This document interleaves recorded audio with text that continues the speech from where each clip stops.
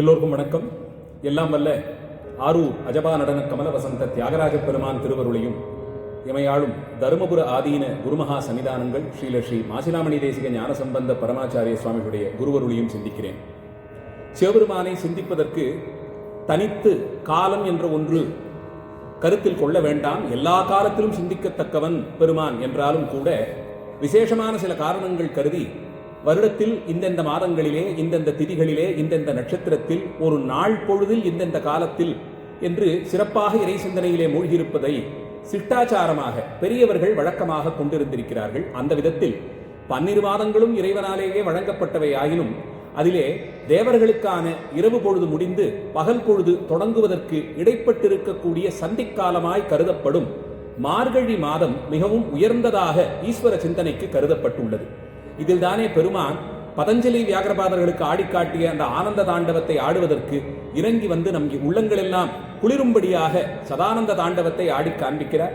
அந்த அற்புதமான மாதத்திலே அருள்மழை பொழியக்கூடியவனான அந்த எம்பெருமான் இங்கே அருள்மழை தர வந்து ஆனந்த மலையாகவே வீற்றிருக்கக்கூடிய திருவண்ணாமலை திருத்தலத்திலே இன்று மாலை பொழுது குருவருளால் தீட்சை என்ற தலைப்பிற்கு தகுதியாய் திருமுறைகளிலிருந்து சில பாடல்களை எடுத்துக்கொண்டு சிந்திக்கவிருக்கிறோம்.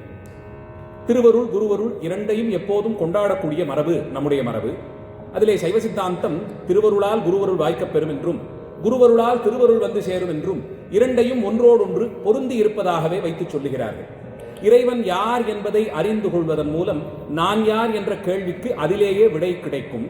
இது இரண்டும் வெவ்வேறுபட்ட கேள்விகள் இல்லை. இறைவன் அடியேன் இந்த இரண்டிற்குமான காரணம் என்ன, காரியம் என்ன, உறவு என்ன என்பதை அறிந்து கொள்வதைத்தான் ஆச்சாரியர்கள் வாழ்க்கையின் பயனாகவே கருதினார்கள். இதே திருத்தலத்திற்கு வந்து சேர்ந்த அநேக ஞானியர்கள் நான் யார் என்ற கேள்வியால் உந்தப்பட்டுதான் இங்கே வந்து அதற்கான விடையை கண்டுகொண்டார்கள். அப்படி பெருமானுடைய திறத்தை உணர முற்படும் ஒரு ஆன்மா தன்னை யார் என்பதையும் அதனோடு சேர்ந்தே அறிந்து கொள்ளக்கூடிய சிறப்பு இந்த பந்தத்திற்கு உண்டு. அந்தபடிக்கு உயிர்கள் பெருமானை அறிந்து கொள்ள வேண்டும், அவன் தன்மையை சிந்தித்து உய்வு பெற வேண்டும் என்று எண்ணும் போது பெருமான் திருவாய் மலர்ந்தருளக்கூடிய உபதேசங்கள் எல்லாம் குருமுகமாக வந்ததாகவே கொள்ளுகிறோம். 4 பெருமக்களை வெவ்வேறு நிலைகளிலே எம்பெருமான் தடுத்தாட்கொண்டார். ஞானசம்பந்த பிள்ளையாரை சீர்காழி திருத்தலத்தில் குளக்கரையிலே தடுத்தாட்கொண்டார். அப்பர் சுவாமிகளை திருவதிகை வீரட்டானம் திருக்கோயிலின் முன்பாக தடுத்தாட்கொண்டார். சுந்தரமூர்த்தி சுவாமிகளை திருக்கல்யாண பந்தலுக்கே எழுந்தருளி தடுத்தாட்கொண்டார். பெருந்துறை திருத்தலத்திலே சிவாச்சாரியராக சிவஞான ஸ்வரூபத்தோடு தட்சிணாமூர்த்தி ரூபமாக தாமே வீற்றிருந்து வழிபோக்கராய் அங்கே உற்ற மாணிக்க வாசகரை வா என்று வலிய பிடித்தெழுத்து தடுத்தாட்கொண்டார். இப்படி 4 தடுத்தாட்கொள்ள முயன்ற போது பெருமான் ஆச்சாரிய ரூபத்தோடேயே வந்ததாகவே கொள்ளுவார்கள். சைவ திருமுறைகளை தொகுத்த வகையிலே நமக்கு அகத்தியர் தேவார திரட்டு என்று ஒரு திரட்டு உண்டு. அதிலே முதல் முன்னம் குருவருள் என்ற தலைப்பிலே மூவர் முதலிகள் பாடிய முதல் 3 பதிகங்களை வைத்திருப்பார்கள். தோடு, கூற்று, பித்தா இந்த 3ம் குருவருளை சிறப்பித்து பாடியதாகவே கொள்ளுவார்கள். அப்போ ஒரு உயிரை அதன் பக்குவ நிலையிலே கடைத்தேற்ற வேண்டும் என்று இறைவன் திருவருளோடு தீண்டும் போது அது திருவருளே ஆனாலும் குருவருளாகவே கொள்ளப்படுகிறது. அந்த உயர்ந்த நிலையிலே பேசும் சிவமாக குருநாதர்களை நியமித்து அதுவரையில் ஆலயத்திலே இருக்கக்கூடிய சிவத்தன்மை வாய்த்திரவாது இருக்க அந்த குறை தீர பேசும் சிவமாக எதிர்பட்டு நம்முடைய குறைகளை எல்லாம் களைந்து ஈசன்பால் அன்பு கொள்ளும்படியாய் நம்மை செய்யக்கூடிய உயர்ந்த ஸ்தானத்திலே சைவ சித்தாந்த மரபு குருநாதர்களை வைத்திருக்கிறது. அப்படி பேசும் சிவமாகவே கருதப்படும் இந்த குருநாதர்களாலே தான் தீட்சிக்கப்பட்ட ஒரு ஆன்மா பக்குவ நிலையிலே படிப்படியாய் உயர்ந்து சிவமாம் தன்மையை அடைகிறது. தீட்சை என்பதை ஒரு சடங்கு என்ற அளவிலே புரிந்து கொண்டிருக்கிறோம். தீட்சைனா கண் பார்வை. அதுவரையில் வெளிப்புறத்திலே புறக்கண் பார்வை தெளிவாயிருக்க அகக்கண்ணை கொண்டு உள்ளுக்குள்ளே இருக்கும் இறைவனை பார்ப்பதற்கு அந்த கண்களை திறந்து வைக்க வேண்டுமா? அதை திறந்து வைக்கக்கூடிய நிலையிலே இருக்கக்கூடியவர்கள் இந்த ஆச்சாரியர்கள். அதற்கு தகுதியாக மந்திரோபதேசம் செய்து வைத்து சிவபூஜை எடுத்து கொடுத்து திருமுறைகளிலே நம்மை ஈடுபடுத்தின்னு படிப்படியாக சைவ சித்தாந்த சாத்திரங்களை ஆகமங்கள் கூறக்கூடிய ஞானபாதத்தை எல்லாம் அறிந்து கொண்டு அந்த உயிர் சிவபெருமானுக்கும் அவன் அடியார்களுக்கும் ஆச்சாரியர்களுக்கும் ஆட்பட்டு இருந்து வினை தீர்ந்து பெரும் பதமாகிற சிவபதத்தை அடையும் என்ற சைவ சித்தாந்த நெறியில் அதை நோக்கி நடக்கும் முதல் படித்தான் தீட்சை என்று கொள்ளப்படுகிறது. அதுதான் இன்றைக்கு நமக்கு தலைப்பாய் அமைந்திருக்கிறது. அதிலே முதல் முன்னம் பெருமான் யார் என்ற கேள்விக்கு விடை சொல்ல வேதங்களால் தான் முதலிலே முயற்சி தொடங்கப்பட்டது. அதனால் தான் நம்முடைய சம்பிரதாயத்தில் வேதங்களை முதல் பிரமாணமாக கொள்ளுகிறோம். சைவ சித்தாந்தமும் பொது பிரமாண வரிசையிலே முதல்ல வேதங்களை வைத்து விசேஷமான பிரமாணமாக ஆகமங்களை சொல்லி இருக்கின்றன. அந்த விதத்தில் மறை என்றே தமிழ் மொழியிலே அழைக்கப்படும் இந்த வேதங்கள் மறைத்து மறைத்து பெருமானுடைய பெருமையை சொல்லும். நேரடியாக பரம்பொருளுக்கு சிவன் என்பதுதான் பேர்னு சொல்லிடாது. இந்த பரம்பொருள் யார் தெரியுமா? அவனுக்கு ஆதியும் அந்தமும் இல்லை. இந்த பரம்பொருள் யார் தெரியுமா? அவனுக்கு தோற்றம் மறைவு இல்லை. இந்த பரம்பொருள் யார் தெரியுமா? அவனுக்கு பந்தபாசங்கள் இல்லை. இந்த பரம்பொருள் யார் தெரியுமா? அவனுக்கு ஆசை இல்லை. இப்படி சொல்லிக்கொண்டே போகும். இது யார் யார் என்பதை தெரிந்து கொள்ள வேண்டும்னா நம்ம சைவாகமங்களை பார்க்கணும். அதே துவனியிலே சுந்தரமூர்த்தி சுவாமிகள், இதுவும் தமிழ் மறைதானே, தமிழ் வேதமாகத்தானே கொள்கிறோம், அதனால் யார் ஒருவன் இதெல்லாம் இல்லாது எல்லாவற்றிற்கும் முந்தையவனாக இருக்கிறானோ அவன் எங்கள் பிரான் என்று தொடங்குகிறார். முன்னவன் எங்கள் பிரான். முதல்ல வேதங்கள் பரம்பொருளை முதல்ல ஸ்தோத்திரம் பண்ணும் போதே அக்னிஸ்வரூபமாக வைத்துத்தான் பேசுகிறது. சிவபெருமான் பஞ்சபூதங்களாகவும் தானே உருவெடுத்தாலும் நடுநாயகமாக இருப்பது அக்னி. அக்னிக்கு 2 சிறப்புத்தன்மை மற்றைய பூதங்களை விடவும் உண்டு. ஒன்று, எது ஒன்றும் அக்னியை மாசுபடுத்த முடியாது. தண்ணீரை, காற்றை, நிலத்தை எல்லாத்தையும் மாசுபடுத்தி முடிச்சுட்டோம். அக்னியை நாம் மாசுபடுத்தவே முடியாது. ஆங்கிலத்தில் ஃபயர் பொல்யூஷன் கேள்விப்பட்டிருக்க மாட்டீங்க. வாட்டர் பொல்யூஷன் உண்டு, எர்த் பொல்யூஷன் உண்டு, ஏர் பொல்யூஷன் உண்டு. அக்னியை மட்டும் யாருமே மாசுபடுத்த முடியாது. அமலன் என்பது அந்த பொருளால் தான் சிவபெருமானை நாம் அழைக்கிறோம். மலத்தன்மை வெளியேந்து சேரவே முடியாது பெருமானிடத்தே. குறையில்லா தன்மை அக்னிக்கு உண்டு. இரண்டாவது, யார் ஒருவர் தன்னோடு வந்தாலும் தனதாக்கி கொள்ளக்கூடிய சிறப்பு அக்னிக்கு உண்டு. தனதாக்கி கொள்ளுதுன்னா தானே உள்ளே வாங்கி விழுங்கி அவர் என்ற ஒரு நிலை இல்லாமல் தானேயாய் அதுவும் காட்சி தரக்கூடியது. இதைத்தான் சிவபெருமான் பண்ணுவார். அவரை அடைந்தால் சிவமாம் தன்மையிலே நம்மையும் மூழ்கச் செய்வார். அதனாலே பஞ்சபூதங்களாகவும் சுவாமி இருந்தாலும் இந்த 5வது பூதத்தை தான் விசேஷித்து சொல்லி ஆதியும் அந்தமும் இல்லா அருட்பெரும் சோதியாய் இதே திருத்தலத்தில் யுகத்தின் தொடக்கத்திலேயே நான்முகன் திருமால் இருவரையும் முன்னிறுத்தி அவர்களுடைய ஆணவ மலத்தை தீர்த்து எல்லாவற்றிற்கும் ஆதிகாரணன் அவன், அவனால் படைக்கப்பட்டவர்கள் தான் நாம் அத்தனை பேரும் என்று யாரிடத்தே வேதத்தை கொடுத்தானோ அந்த பிரம்மனுக்கே பாடம் சொல்லி யாரை கொண்டு உயிர்களை காக்கும்படியாய் நியமித்தானோ அந்த திருமாலுக்கும் பாடம் சொன்ன அற்புத திருத்தலத்தில் வேதங்கள் முதல்ல ஆதியந்தமில்லாது 10 திசையிலும் ஒளிபெருக்கி செல்லும் அந்த ஜோதிதான் பரமன் என்று சொன்ன பொருளிலே ஒரு பாடல். அதை போது சிந்திப்போம்.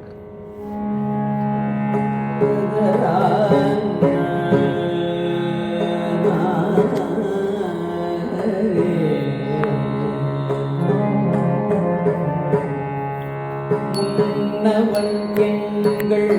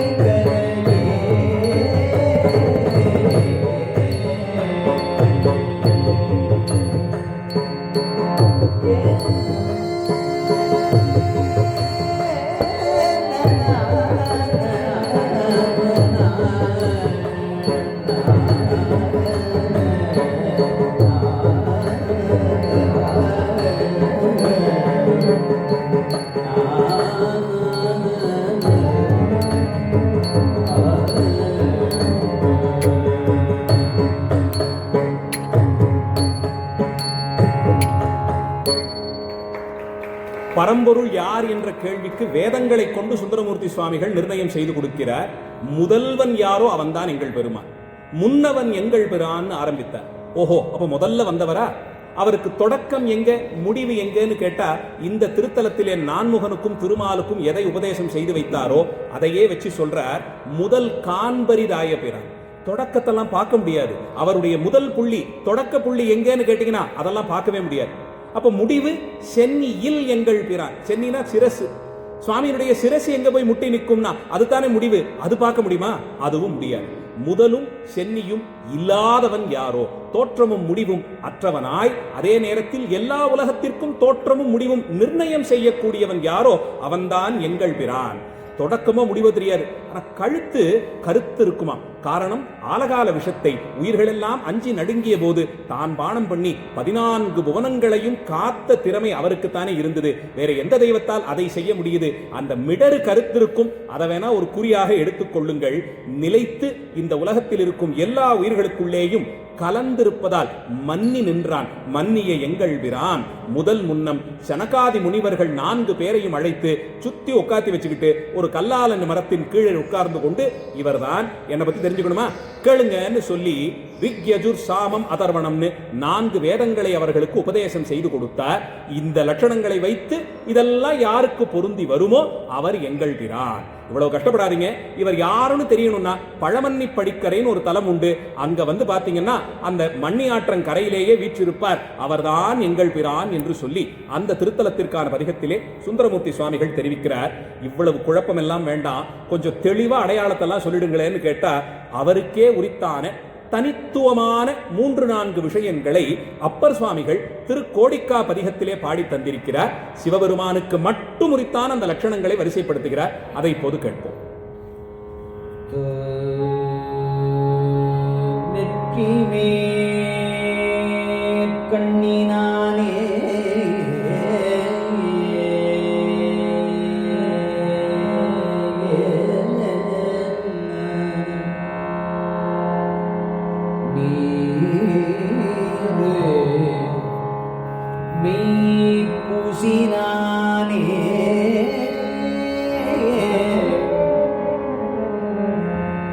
கற்றை சடையினானே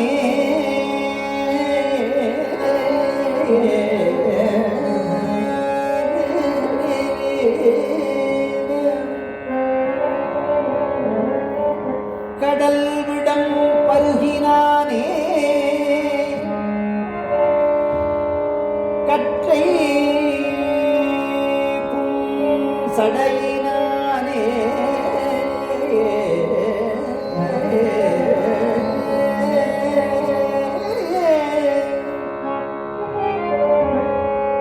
கடல் விடம் பருகினானே செற்றவர் புறங்கள் 3 செவ் அழல் செலுத்தினானே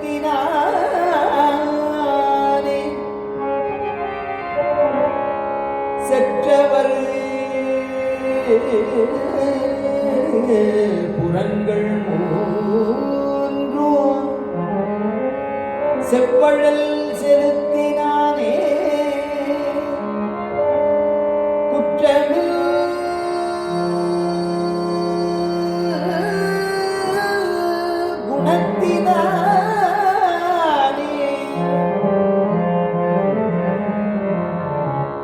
கோடிகா உடைய கோவே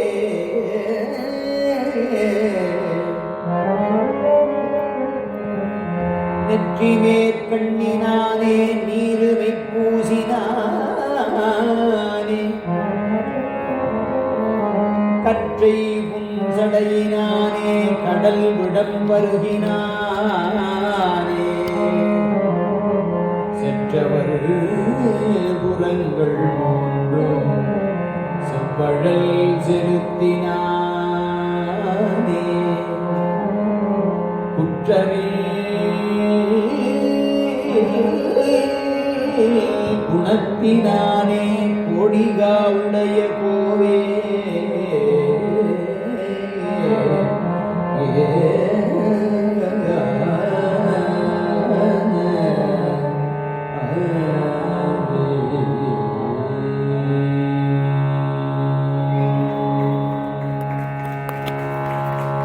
நெற்றிக்கு மேலே கண் எப்போதும் இருப்பது சிவபெருமானுக்கு மட்டும்தான்.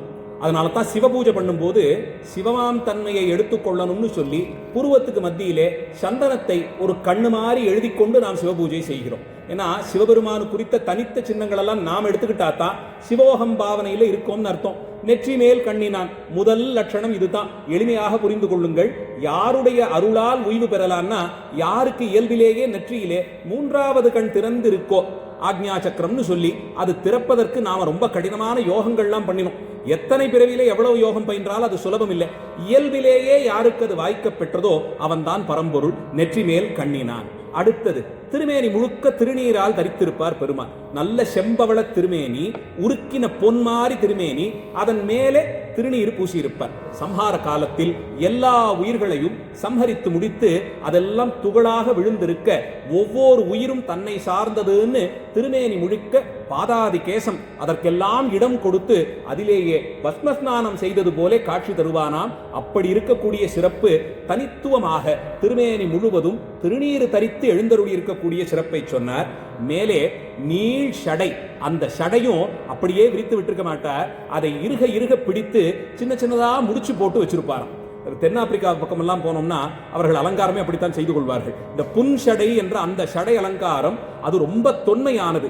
இன்றைக்கும் பல ஊர்களிலே பழங்குடியின மக்களிடத்தே உயர்ந்த ஸ்தானத்தில் இருப்பவர்கள் செய்து கொள்ளக்கூடிய அலங்காரம். அதனால் தான் சொல்லுவது சைவ சமயம் மனித நெறி எப்போது தோன்றியதோ, பண்பாடு எப்போது தோன்றியதோ, உலகெல்லாம் இந்த சமயம் அப்போதே தோன்றி இருக்க வேண்டும்னு நம்புறோம்.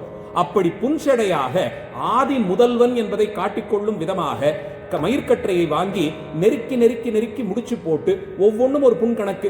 அப்படி கரை சற்றை புன்கடை சற்றையாக அணிந்திருக்கக்கூடிய பெருமான் யாரோ கடல் விடம் பருகினானே. எம்பெருமான் எத்தனையோ லீலைகள் பண்ணினார், யார் யாருக்கோ எப்படியெல்லாமோ அனுகிரகம் பண்ணினார், உபதேசம் பண்ணார். அதிகபட்சமாக என் மனம் அவரிடத்தே ஈடுபடுவதற்கு ஒரு அடிப்படை காரணம் தெரியுமா? இவர்தான் பரம்பொருள் என்பதை காட்டிக் கொடுத்த அந்த அமிர்தமதனம் செய்த போது, பார்க்கடலை கடைந்த போது வந்த விஷத்தை பங்கி உண்பதற்கு வேறொரு தெய்வமும் வரலையே அப்பர் சுவாமிகள் சொல்றாருல. நீங்க எதை வேணாலும் தெய்வம்னு சொல்லுங்க, யாரை வேணா தெய்வம்னு சொல்லுங்க, ஆனா அன்னைக்கு பார்க்கடல் கடைந்து அதுல விஷம் புறப்பட்டு வந்த போது எல்லாரும் மயங்கி விழுந்தார்களே, அப்போது நான் கொஞ்சம் பங்கு எடுத்துக்கிறேன்னு கேட்டு வந்த தெய்வம் மற்றொன்று உண்டான் அப்பர் சுவாமிகள் கேட்பார். பொங்கி நின்று எழுந்த கடல் நஞ்சினை பங்கி உண்டதோர் தெய்வம் உண்டோ சொல்லுங்களேன் பார்க்கலாம் அப்படின்னு நம்மளை பார்த்து கேட்கிறார். அந்த கடல் அமுதத்திலே விஷத்தை பானம் பண்ணி உயிர்களை எல்லாம் காத்து கொடுத்த கருணைக்கு என்ன ஈடு இருக்க முடியும்? அதை யார் செய்தாரோ அவர்தான். செற்றவர் புறங்கள் மூன்றும் செவ்வழல் செலுத்தினானே. மாயா மலம் தொடக்கமாய் மாயை வினை ஆணவம்னு இந்த மூன்று மலங்களும் மூன்று நகரங்களாக மேலே கீழேன்னு ஆட்சி செய்து கொண்டிருக்க அந்த திரிபுர அசுரர்களை எரித்து முடித்தான் பெருமான். இந்த மூன்று மலங்களையும் எரிக்கிறது அவ்வளவு சுலபம் இல்லை. அதை யாரால செய்ய முடிந்ததோ, ஒரு சிரிப்பினாலே யாரால செய்ய முடிந்ததோ அவர்தான் பரம்பொருள் என்று காட்டிக் கொடுக்கிறார். திருவண்ணாமலை தலத்திலே சுவாமி தேருக்கு எழுந்தருளும் போது அப்பர் சுவாமிகள் பாடிக் கொடுத்த வட்டனை பதிகத்திலே சொன்னபடியே ஒவ்வொரு பாட்டிலும் திரிபுர சம்ஹாரத்தை பாடியிருப்பார். அதனாலே திருவண்ணாமலை தலத்திலே சுவாமி தெற்கு நோக்கி தேர்ல புறப்படுறது திரிபுர சம்ஹாரார்த்தம் என்றே வைபவமாக சொல்லுவார்கள். அப்பர் சுவாமிகள் அந்த ரகசியத்தை 1400 வருஷத்துக்கு முன்னாடி சொல்லிட்டார். முப்புறம் எரித்தல், மூன்று மலங்களையும் ஒரு சிரிப்பினால் எரித்தல்ங்கிறது சாமானிய காரியம் இல்லை. அதை செய்யும் சாமர்த்தியம் யாரிடத்தை இருக்கோ அவர்தான் பரம்பொருள் என்று கொள்ளுங்கள். இப்ப சுந்தரர் என்ன சொன்னார்? ரொம்ப வேதத்திலிருந்து அப்படியே எடுத்து காட்டி மறைத்து மறைத்து வைத்து சொல்லி இவர் பரம்பொருள், அவரை போய் அடையுங்கள். அப்பர் சுவாமிகள் இன்னும் கொஞ்சம் கருணை கூட. யாருக்கு நெற்றிக்கணுண்டோ, யார் திருநீர் தரித்திருப்பாரோ, யார் சடை தரித்திருக்கிறாரோ, யார் திரிபுர சம்ஹாரம் பண்ணினாரோ இவர்தான் பரம்பொருள், அவரை பற்றி கொள்ளுங்கள் என்று சொல்லியிருக்கிறார். மூன்றாவதாக ஞானசம்பந்தர் வந்து உடனே சென்று பற்றிக் கொள்ளுங்கள் உபதேசம் பண்ண போற. இந்த போய் பற்றிக் கொள்ளுங்கள் சொல்றது பொழுது போகலன்னு கோயிலுக்கு போய் தரிசனம் பண்ணிட்டு வர்றதில்லை. ஒரு ஆச்சாரியரிடத்தே போய் சுவாமி சிவம்ங்கிற அந்த தத்துவத்தை நான் புரிந்து கொள்ள வேண்டும், அனுகிரகம் பண்ணுங்கன்னு கேட்கக்கூடிய தீட்சை சடங்கைத்தான் இங்கே சொல்லி வந்திருக்கிறார்கள். 3 ஆச்சாரியர்களும் முறையே சொல்லிக் கொடுத்த சிவவடிவத்தை சிந்தித்து முதல்ல அந்த உருவத்தை உள்ளே வாங்கிக் கொள்வதாக அமைந்திருக்கக்கூடிய பாடல்களை பார்க்கிறோம். அந்த வரிசையில் அடுத்து சம்பந்த சுவாமிகள் திருக்கோடிக்கா திருத்தலத்திலே பாடிய பதிகம். இன்று நன்று நாளை நன்று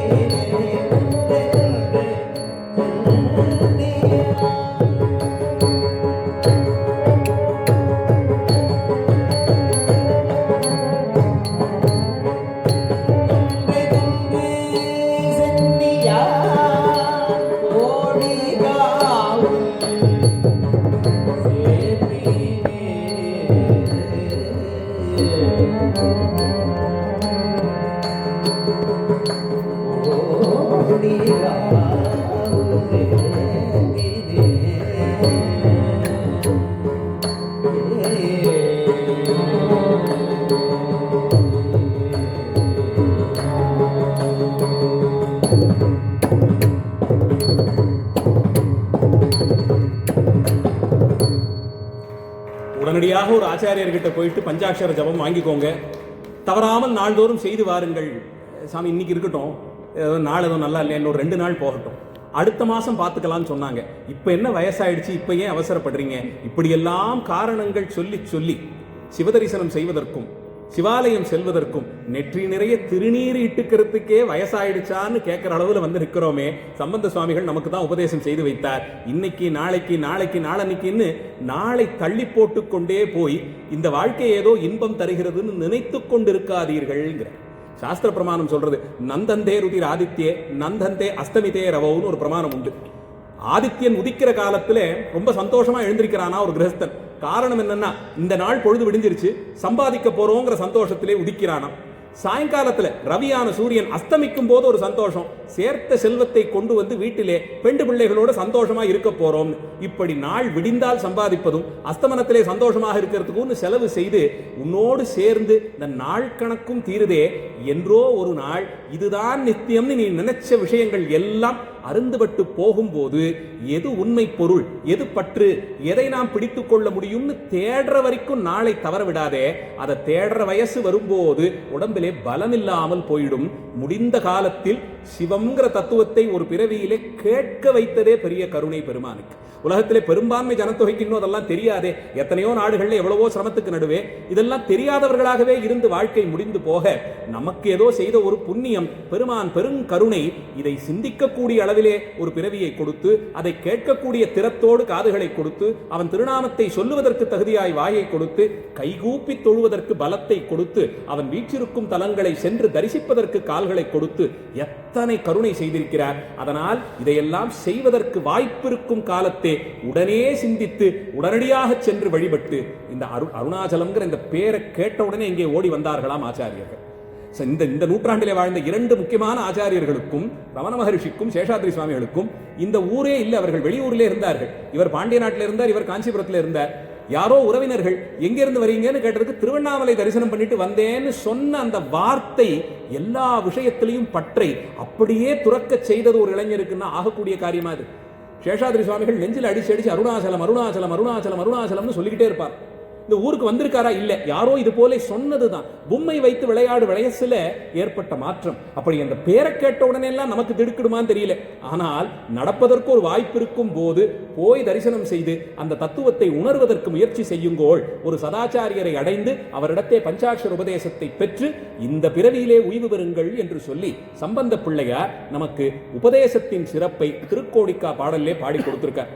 உடனே ஒரு கேள்வி வருது, நீங்க சொன்னபடியே ஒரு ஆச்சாரியர் கிட்ட போய் அவருக்கு தொண்டெல்லாம் செய்து நாங்கள் உபதேசத்தை பெறுகிறோம், அதனால என்ன புண்ணியம், என்ன பிரயோஜனம், அதனால் என்ன வாய்க்கும்னு கேட்ட கேள்விக்கு அப்பர் சுவாமிகள் குறுந்தொகையிலே ஆச்சரியமா ஒரு விடையை கொடுக்கிறார். அதை இப்போது கேட்போம். நன்று நாள்தோறும் நம்பினை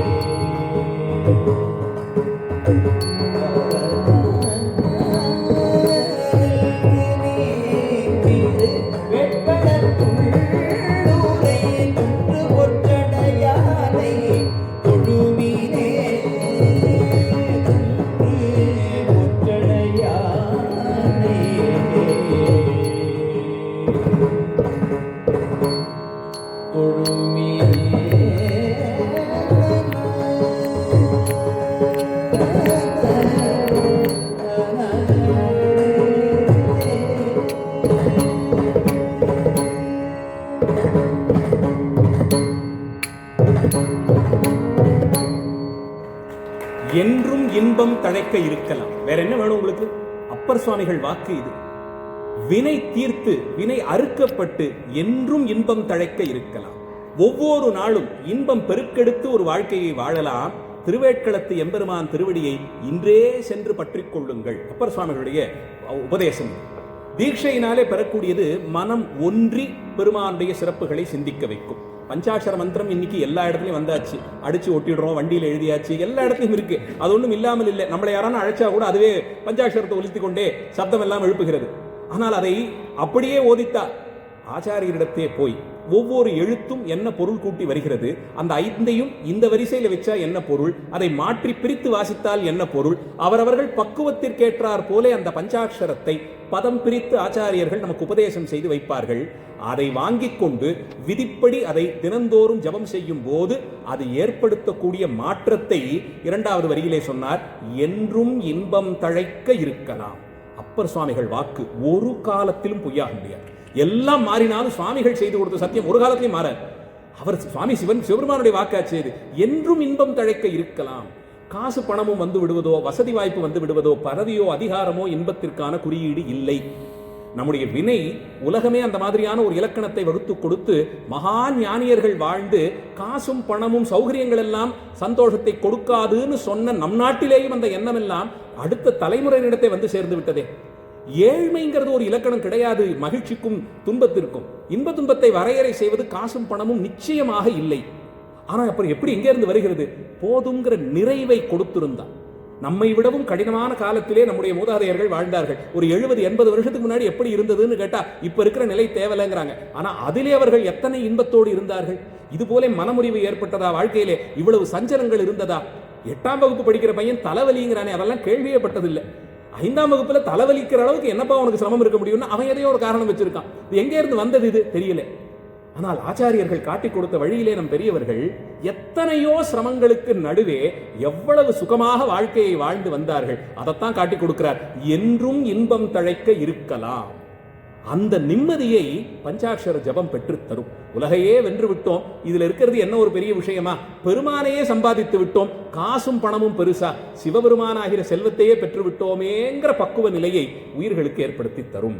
இவ்வளவு தூரம் சொன்னதுக்கு அப்புறம் சரி எங்கே இருந்து தொடங்கலாம்னா, தாய்மான சுவாமிகள் சொல்லுவார், மூர்த்தி தலம் தீர்த்தம் என்று முறையாய் தொடங்கினார்க்கு ஒரு வார்த்தை சொல்ல சத்குருவும் வாய்க்கும் பராபரமேன்னு. எங்கே இருந்து தொடங்கலாம்? தல யாத்திரையிலிருந்து தொடங்குங்க.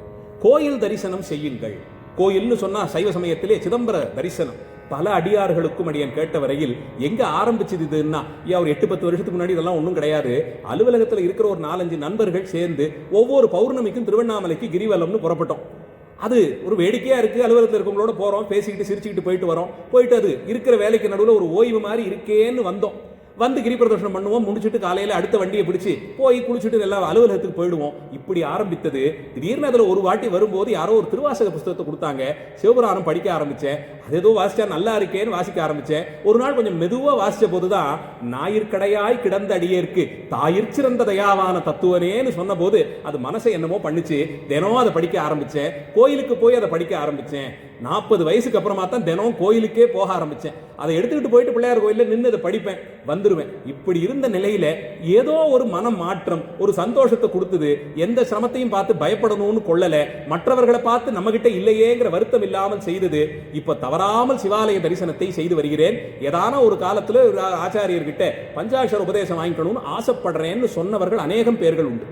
இப்படி விளையாட்டாக பொழுதுபோக்காக புறப்பட்டு போய் சிவபெருமான் கண்ணிலே படுகிறோம். இதைத்தான் தாய்மான சுவாமிகள் சொன்னார். மூர்த்தி தலம் தீர்த்தம்னு தொடங்கிட்டீங்கன்னா, தலயாத்திரையை தொடங்கிட்டீங்கன்னா சிவபெருமான் வலிய வந்து உங்களுக்கு உபதேசம் செய்வான்கிற. அப்படி கோயில் தரிசன சிறப்பாக ஞானசம்பந்த பிள்ளையார் பாடி அருளிய தில்லை தலத்தின் சிறப்பை கேட்போம்.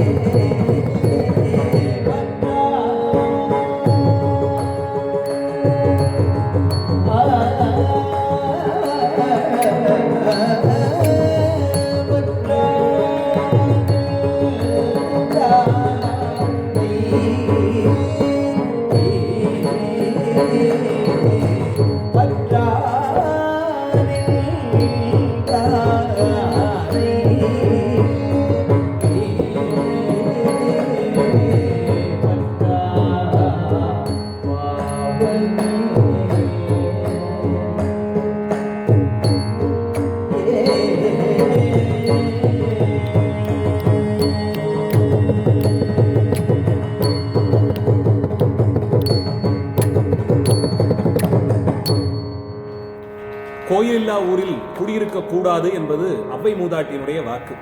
காரணம், அதாலே நம் மனது பக்குவப்படும். கோயிலுக்கு தினமும் போய் யாத்திரை செய்வோம், தரிசனம் பண்ணுவோம், திருவிழாக்கள் நடக்கும், இதெல்லாம் ஒன்று. மற்றொன்று, சில புண்ணிய தலங்களிலே வாசம் செய்வதை வலியுறுத்தி இருந்ததற்கு காரணம், அந்த தலங்கள் இந்த பூலோகத்திலேயே இருந்தாலும் கலியினுடைய கொடுமை வர முடியாதபடிக்கு தடுத்து நிறுத்தப்பட்ட தலங்களாம். சம்பந்த சுவாமிகள் தில்லையை அப்படித்தான் பாடுகிறார். அங்கே வேத வேதாந்தங்களை எல்லாம் கற்று தேர்ந்த தில்லைவாழ் அந்தணர்கள் 3000 பேர்களும் எரி ஓம்பி, எரினா அக்னி, அக்னியை பாதுகாத்தல்னு சொன்னா யாகம் செய்வது. தினந்தோறும் விதிப்படி பல 100 யாகசாலைகள் நிறுவி அங்கே விதிப்படி ஆகுதிகள் கொடுத்து யாகம் செய்து வழிபட்ட அந்த சிறப்பினாலே கலிபுருஷனாலே உள்ளே செல்ல முடியா பதியாக சிதம்பர கஷேத்திரம் இருந்ததாம். திருவாரூர் திருத்தலத்துக்கு 10 யோஜனைக்கு முன்னாடியே நவக்கிரகங்கள் செயலிழந்து போகும்னு சொல்லப்பட்டிருக்கு. அது திருவாரூருக்கு மட்டுமில்லை, தியாகராஜராக எம்பெருமான் எங்கே எழுந்தருளினாலும் அந்த தலத்திற்கு 10 யோஜனைக்கு முன்னாடி நவக்கிரகங்கள் செயலிழந்து போகும். அப்படி இருக்கக்கூடிய திருவான்மியூர் தலமும் தியாகராஜ கஷேத்திரம், அங்கே நவக்கிரகங்களுக்கு சன்னதி கிடையாது. காரணம் என்னன்னா, நவக்கிரகங்கள் பிரவேசமே செய்ய முடியாது. வரணும்னா அடியார்கள் மாதிரி வரிசையா நின்று சுவாமி தரிசனம் பண்ணலாம். அப்படித்தான் திருவாரூர் முதலிய பல தலங்கள்லேயும் தியாகராஜ ஸ்தலங்கள்லே இருக்கு. கிரகங்களே உள்ள நுழைய முடியாதுன்னா கிரகங்களினுடைய ஆளுகை அங்கே செல்லாமல் போகக்கூடிய சிறப்பு இந்த புண்ணிய தலங்களுக்கு உண்டு. அதனால் தான் இந்த புண்ணிய தலங்களை நாடி இருங்கள்னு உபதேசம் செய்து வைக்கிறார் சிதம்பர தலத்தை கொண்டு ஞானசம்பந்த பிள்ளையார். அப்படி கலிபுருஷன் உள்ளே நுழையலேன்னா அந்த இடத்திலே கலியாலே ஏற்படக்கூடிய சிரமங்கள் எதுவும் இல்லாமல் போகும். அதனால் தான் அந்த தலத்திலே நாள்தோறும் 30 முட்டாது அத்தனை கால பூஜைகளும் எத்தனையோ கடுபிடிக்கு நடுவே நடந்து கொண்டிருக்க பார்க்கிறோம். அந்த கோயிலே ஒரு திருநாள்னா அந்த ஊர்காரர்கள் கொண்டாடுவது போல முடியுமா? அங்கே அவருக்கே வாய்த்த தில்லைவாழந்தர்கள் கொண்டாடுவது போல முடியுமா? நேற்று நடந்து முடிந்த ஆருத்ரா தரிசனத்திலே எல்லோரும் அந்த காணொளியை பார்த்திருப்போம். யாகசாலை தீபாராதனையின் போது அந்த உற்சவ ஆச்சாரியர் கரைந்து அழுது சுவாமிக்கு தீபாராதனை பண்ணினாரே. ஒரு பிறவியிலே ஒரு உற்சவத்திற்கு தலைமையேற்று நடத்தக்கூடிய பெரிய பாக்கியத்தை பெருமான் கொடுத்தார்னு கண்கலங்க கேவி கேவி அழுது தீபாராதனை செய்தார் நடராஜ பெருமானுக்கு. இவ்வளவு உணர்ச்சி பொங்க அவர்கள் இருப்பதற்கு காரணம் அந்த தலத்தின் சிறப்பு. அதை உணர்ந்து அங்கே இருந்து தொண்டு செய்யக்கூடிய சிறப்பு. இப்படி வாய்க்கப்பெற்ற திருத்தலங்களை விதிப்படி தரிசித்து வருவதனாலேயே மனம் பக்குவ பெறும், முத்தி நிச்சயமாக வாய்க்கப்பெறும். அதனால் தான் தலதரிசனம் அடியார்கள் வலியுறுத்தி கொண்டே இருந்தார்கள். சம்பந்த சுவாமிகள் செய்த உபதேசத்தை சீர்காழியிலிருந்து செய்திருந்தாலும் கேட்டிருப்போம். ஆனா சுவாமிகள் அப்படியா இருந்தார்? அந்த பிஞ்சு பாதங்கள் நோக எத்தனை தலங்களுக்கு எழுந்தருளினார். அப்பர் சுவாமிகள் இருந்த இடத்துல உபதேசம் பண்ணியிருந்தா அத்தனை பேரும் கேட்டிருப்போம். ஆனா அப்படியா இருந்தார்? திருக்கைலாய யாத்திரை வரை சென்றாரே அத்தனை முதுமையிலேயும். சுந்தரமூர்த்தி சுவாமிகள் நித்திய கல்யாண வேஷம், திருவாரூரிலே இருந்திருந்தாலும் உபதேசத்தை கேட்டிருப்போம். ஆனா அப்படியா இருந்தார் சுவாமிகள்? எத்தனை தலங்களுக்கு எழுந்தருளி சிவதரிசனம் செய்து அந்த சிவத்தோடு அவர்கள் மனதிலே லயித்து அந்த ஊரில் இருக்கக்கூடிய மரம், செடி, கொடி, நதி எல்லாம் திருவருளாக பார்த்து பார்த்து பாடி பரவசம் அடைந்தார்கள். அப்படி அந்த திருக்கோயில் காட்சிகள் நம்மை ஈர்க்குமா?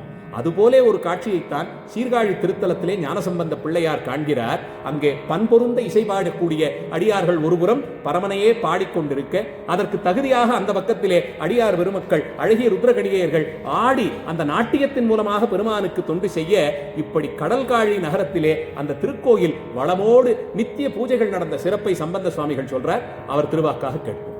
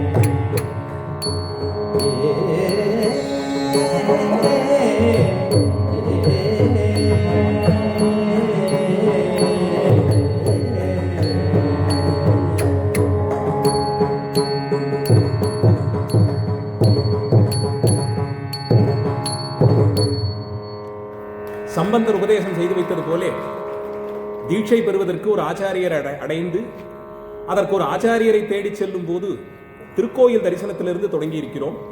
அந்தபடிக்கு தில்லை திருத்தலத்தின் சிறப்பை சொல்லி சீர்காழி பதிகத்தின் மூலமாக திருக்கோயில்களிலே நடைபெறக்கூடிய விழவு திருவிழா காலங்களை எல்லாம் கொண்டாடி பாடி கோயில்களிலே கலைகளை வளர்க்க வேண்டும் என்று வற்புறுத்தி பேசி வந்திருக்கிறார்கள். ஒவ்வொரு கோயிலிலும் பண்பொருந்த இசைபாடும் அடியார்கள் ஒருபுறம், அதற்கு தகுதியாய் நட்டமாடக்கூடியவர்கள் ஒருபுறம், முழவு வீணை முதலிய வாத்தியங்கள் வாசிப்பவர்கள் ஒருபுறம், வேதம் ஓதி வழிபடுவார்கள் ஒருபுறம், ஓவியங்கள் தீட்டி வழிபாடு சிற்பங்களின் மூலமாக இன்னும் அநேக கலைகளுக்கெல்லாம் பிறப்பிடமாயும் வளர்விடமாகவும் இருந்தவை கோயில்கள்தான்.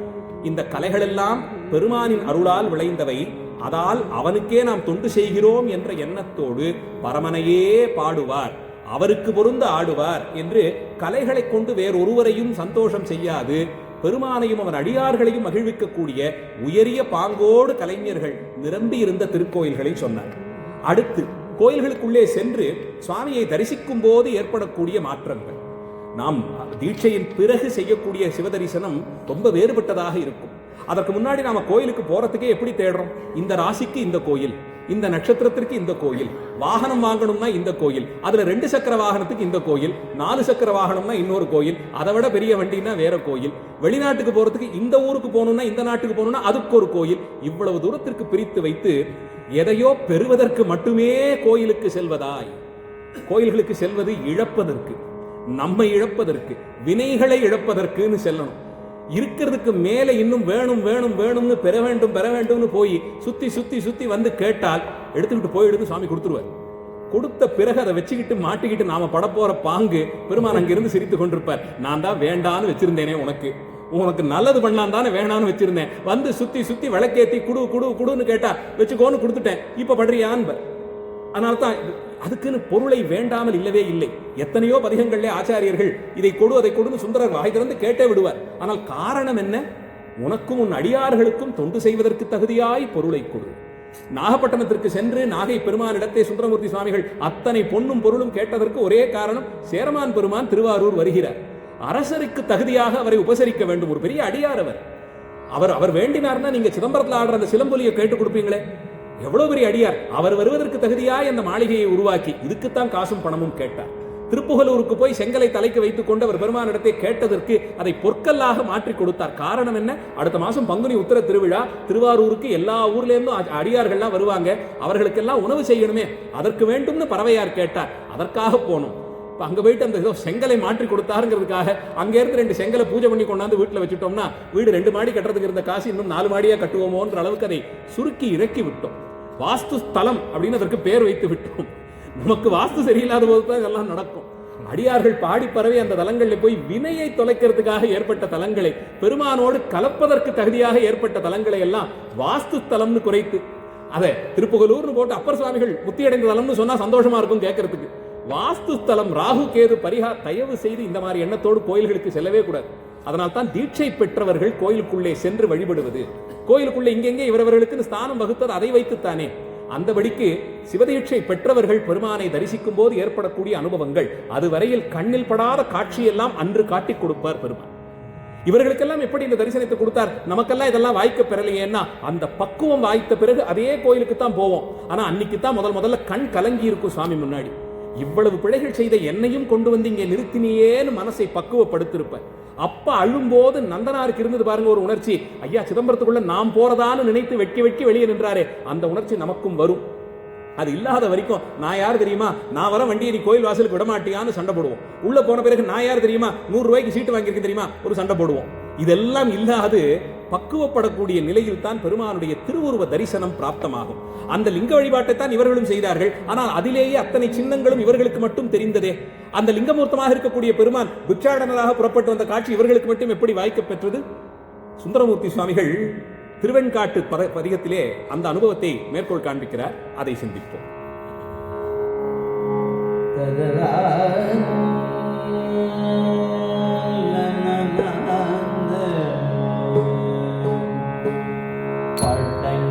நாகம் சென்னி சேர்த்தி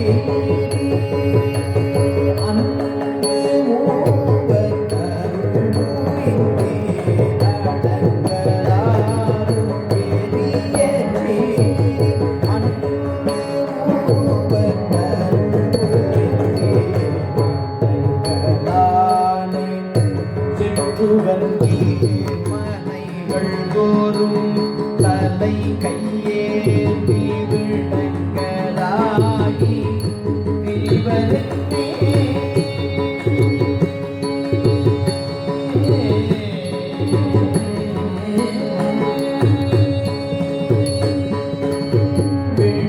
விளங்கலாகி திரிவதென்னே வேலை சூழ்விட்டாடலே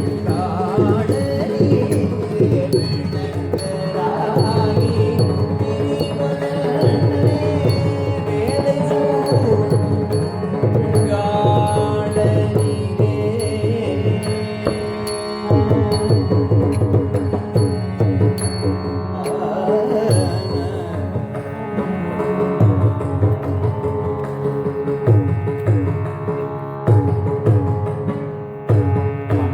நொழிராய் மாட்டுமானே பத்தர் சித்தம் பரவி கொண்டீர்கள் நொழிராய் மாட்டுமானே பத்தர் சித்தம் பரவி கொண்டீர்கள் நொழிராய் கருத்தில் கை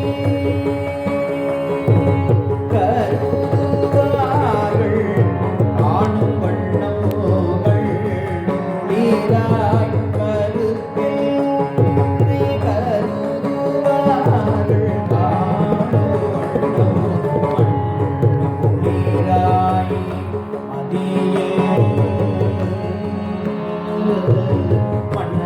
மண்ணொழிராய் மதியம் வைத்தே பாலநாடர் வருவியேந்த நொழிராய் நிற்பதென்னே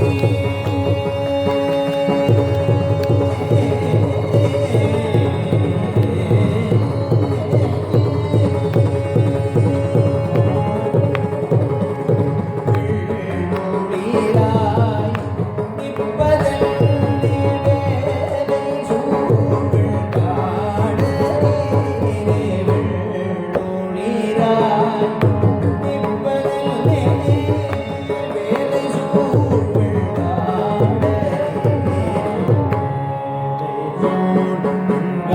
நிற்பதென்னே வேலை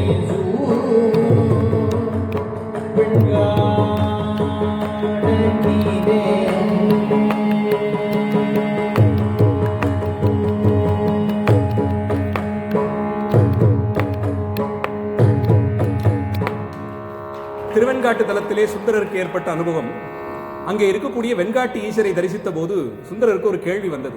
இவ்வளவு பெரிய நகரம், இவ்வளவு பெரிய கோயில், இப்படி கடல்கள் சூழ்ந்து இவ்வளவு பெரிய பட்டணத்தில் இருக்கும் போதும் கூட எதுக்காக நீங்க வீடு வீடா போய் இப்படி பிச்சை ஏந்தி வரக்கூடிய கோலம்? திருக்கோலத்தை தரிசிக்கும் போது அடியார்களுக்கு மட்டும்தான் இப்படி எல்லாம் உணர்ச்சி பெருகும். அதிலும் சுந்தரருக்கு இருந்த உரிமை ரொம்ப தனித்துவமானது. நான் நண்பன்னு சொல்லிட்டாரே, அதன் பிறகு என்ன, எப்படியும் கிண்டல் பண்ணலாம், எப்படியும் பேசலாம்.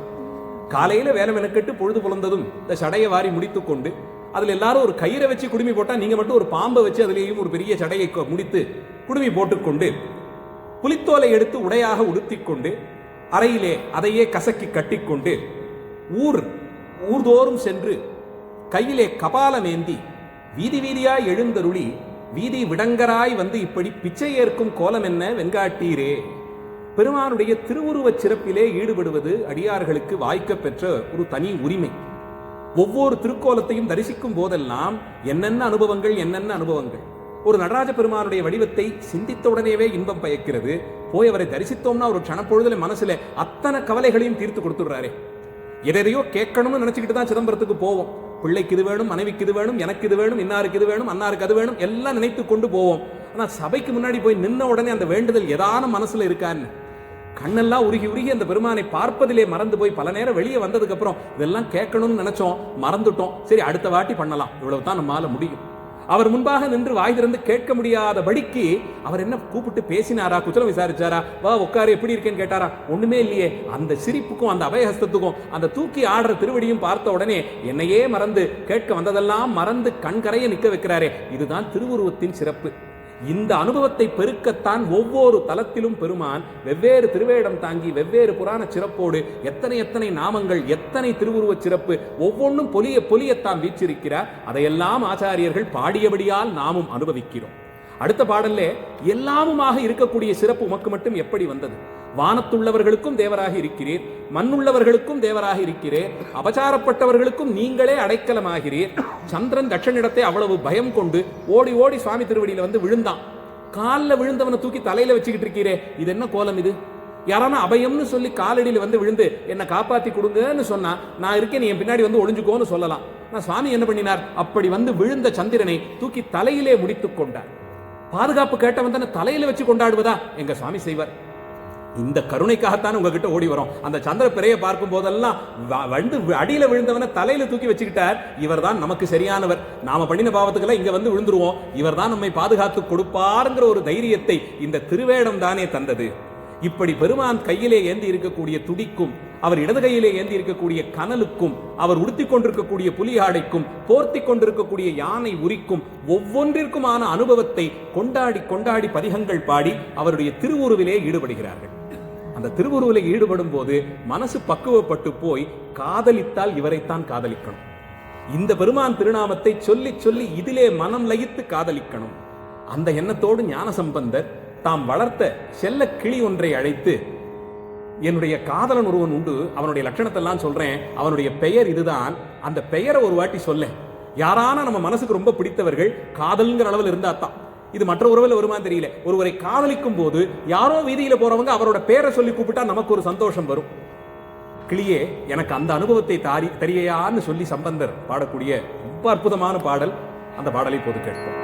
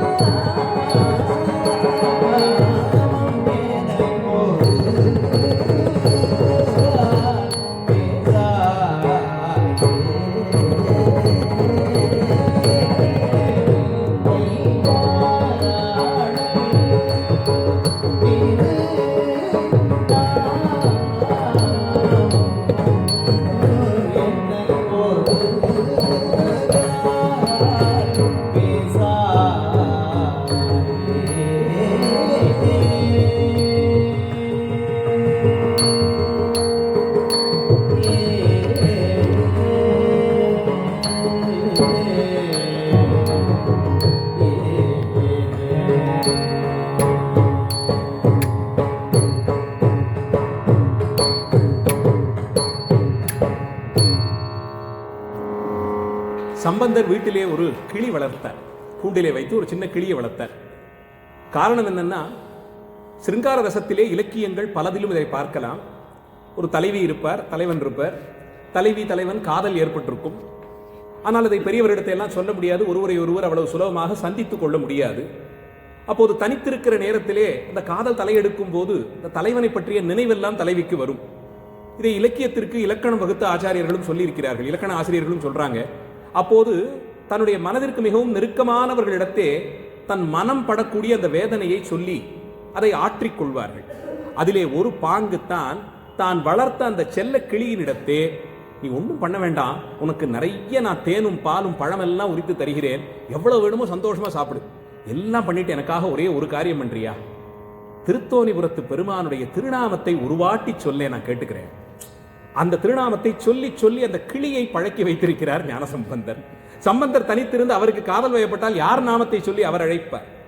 காதல் கொண்டவர்களுடைய பெயரை எழுதி பார்ப்பது, செவத்தில் கிறுக்கிறதெல்லாம் அதெல்லாம் விதியாகவே சொல்லப்பட்டிருக்கு. இலக்கணங்கள்ல ரொம்ப காலமா இருந்து வர்ற வழக்கம் தான், அதெல்லாம் புதுசு கிடையாது, எல்லா காலத்தையும் இருந்து வந்ததுதான். சம்பந்தருக்கும் அதே போல அந்த பேரை யாராவது சொல்லி கூப்பிட்டா நமக்கு ஒரு சந்தோஷம் வரும், அந்த பேரின் பேரிலே நமக்கு ஒரு காதல் வரும். அந்தபடிக்கு இவருக்கும் ஐந்தெழுத்து நாமத்தால் அறியப்படும் பெருமான் பேரிலே ஒரு காதல். அதனால் அவர் திருநாமத்தை இவர் சொல்லிக்கொண்டே இருந்திருக்கார். கேட்டுக்கொண்டே இருந்த அந்த கிளி அதை பழகி கொண்டது.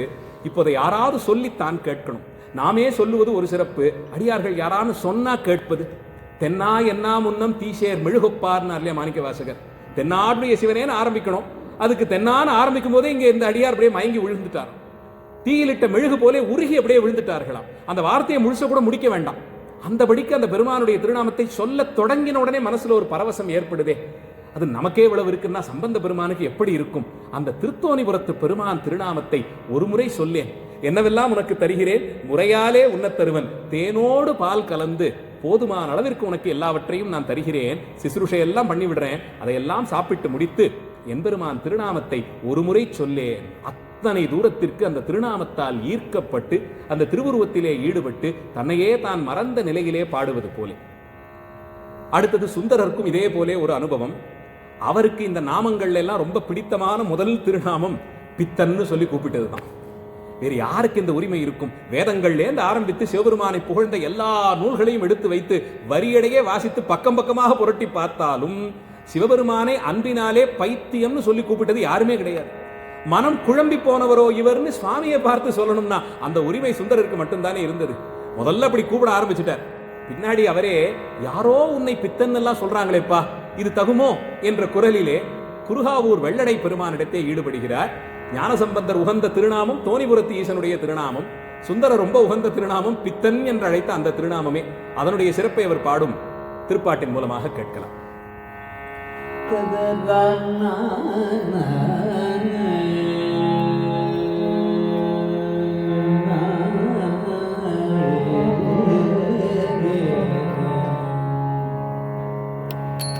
இத்தனை யாமாற்றே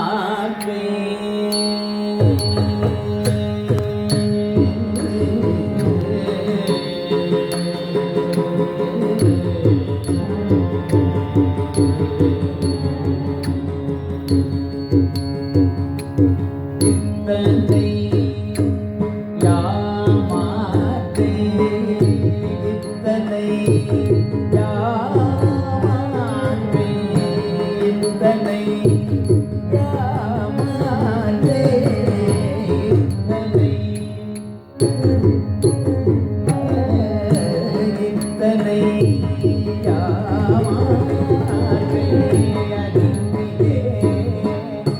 இத்தனை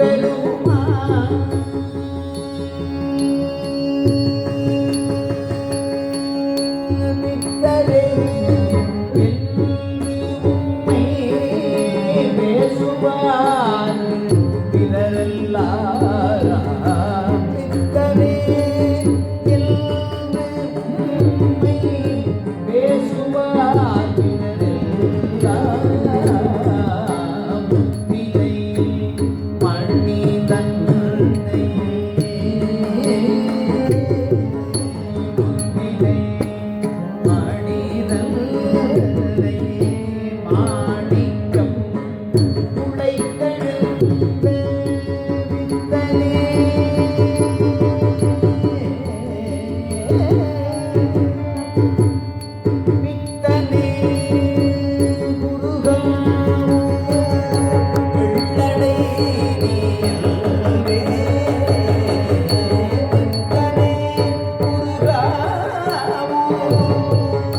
வெள்ளடை நீ என்றே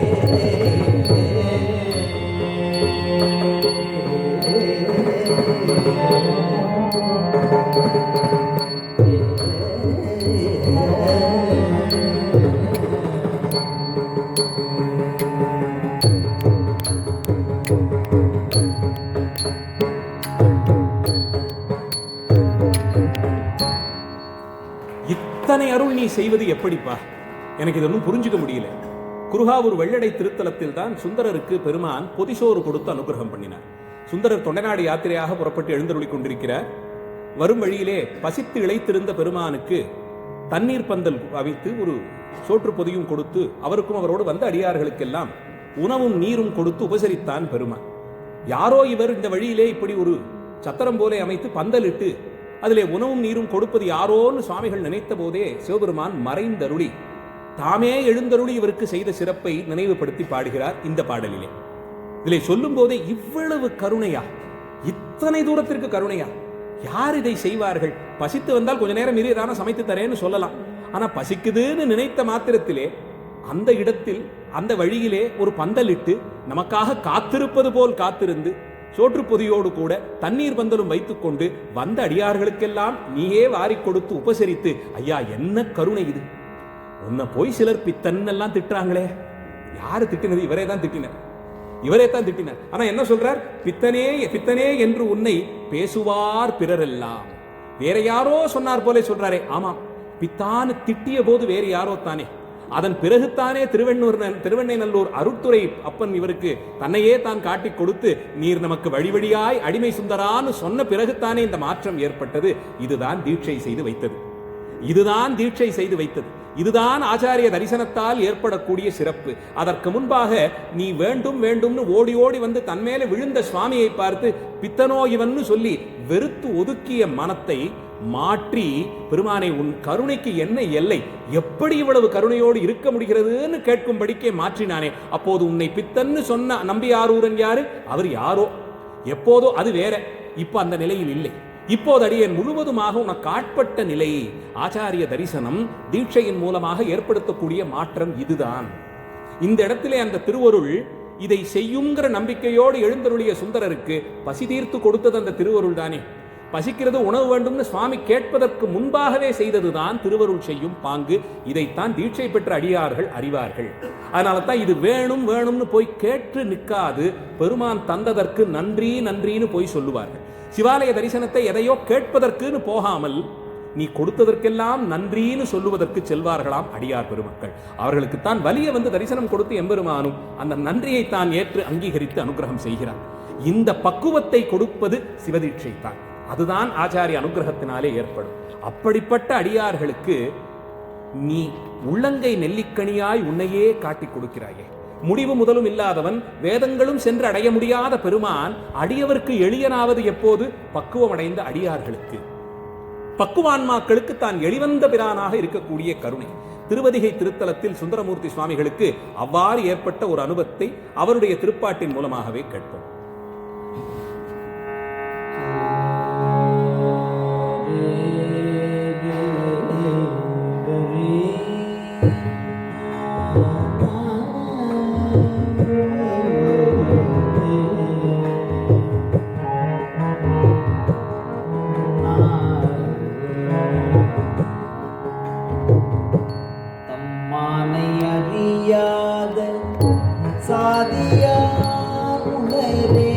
சடைமே கொள்கிறையானை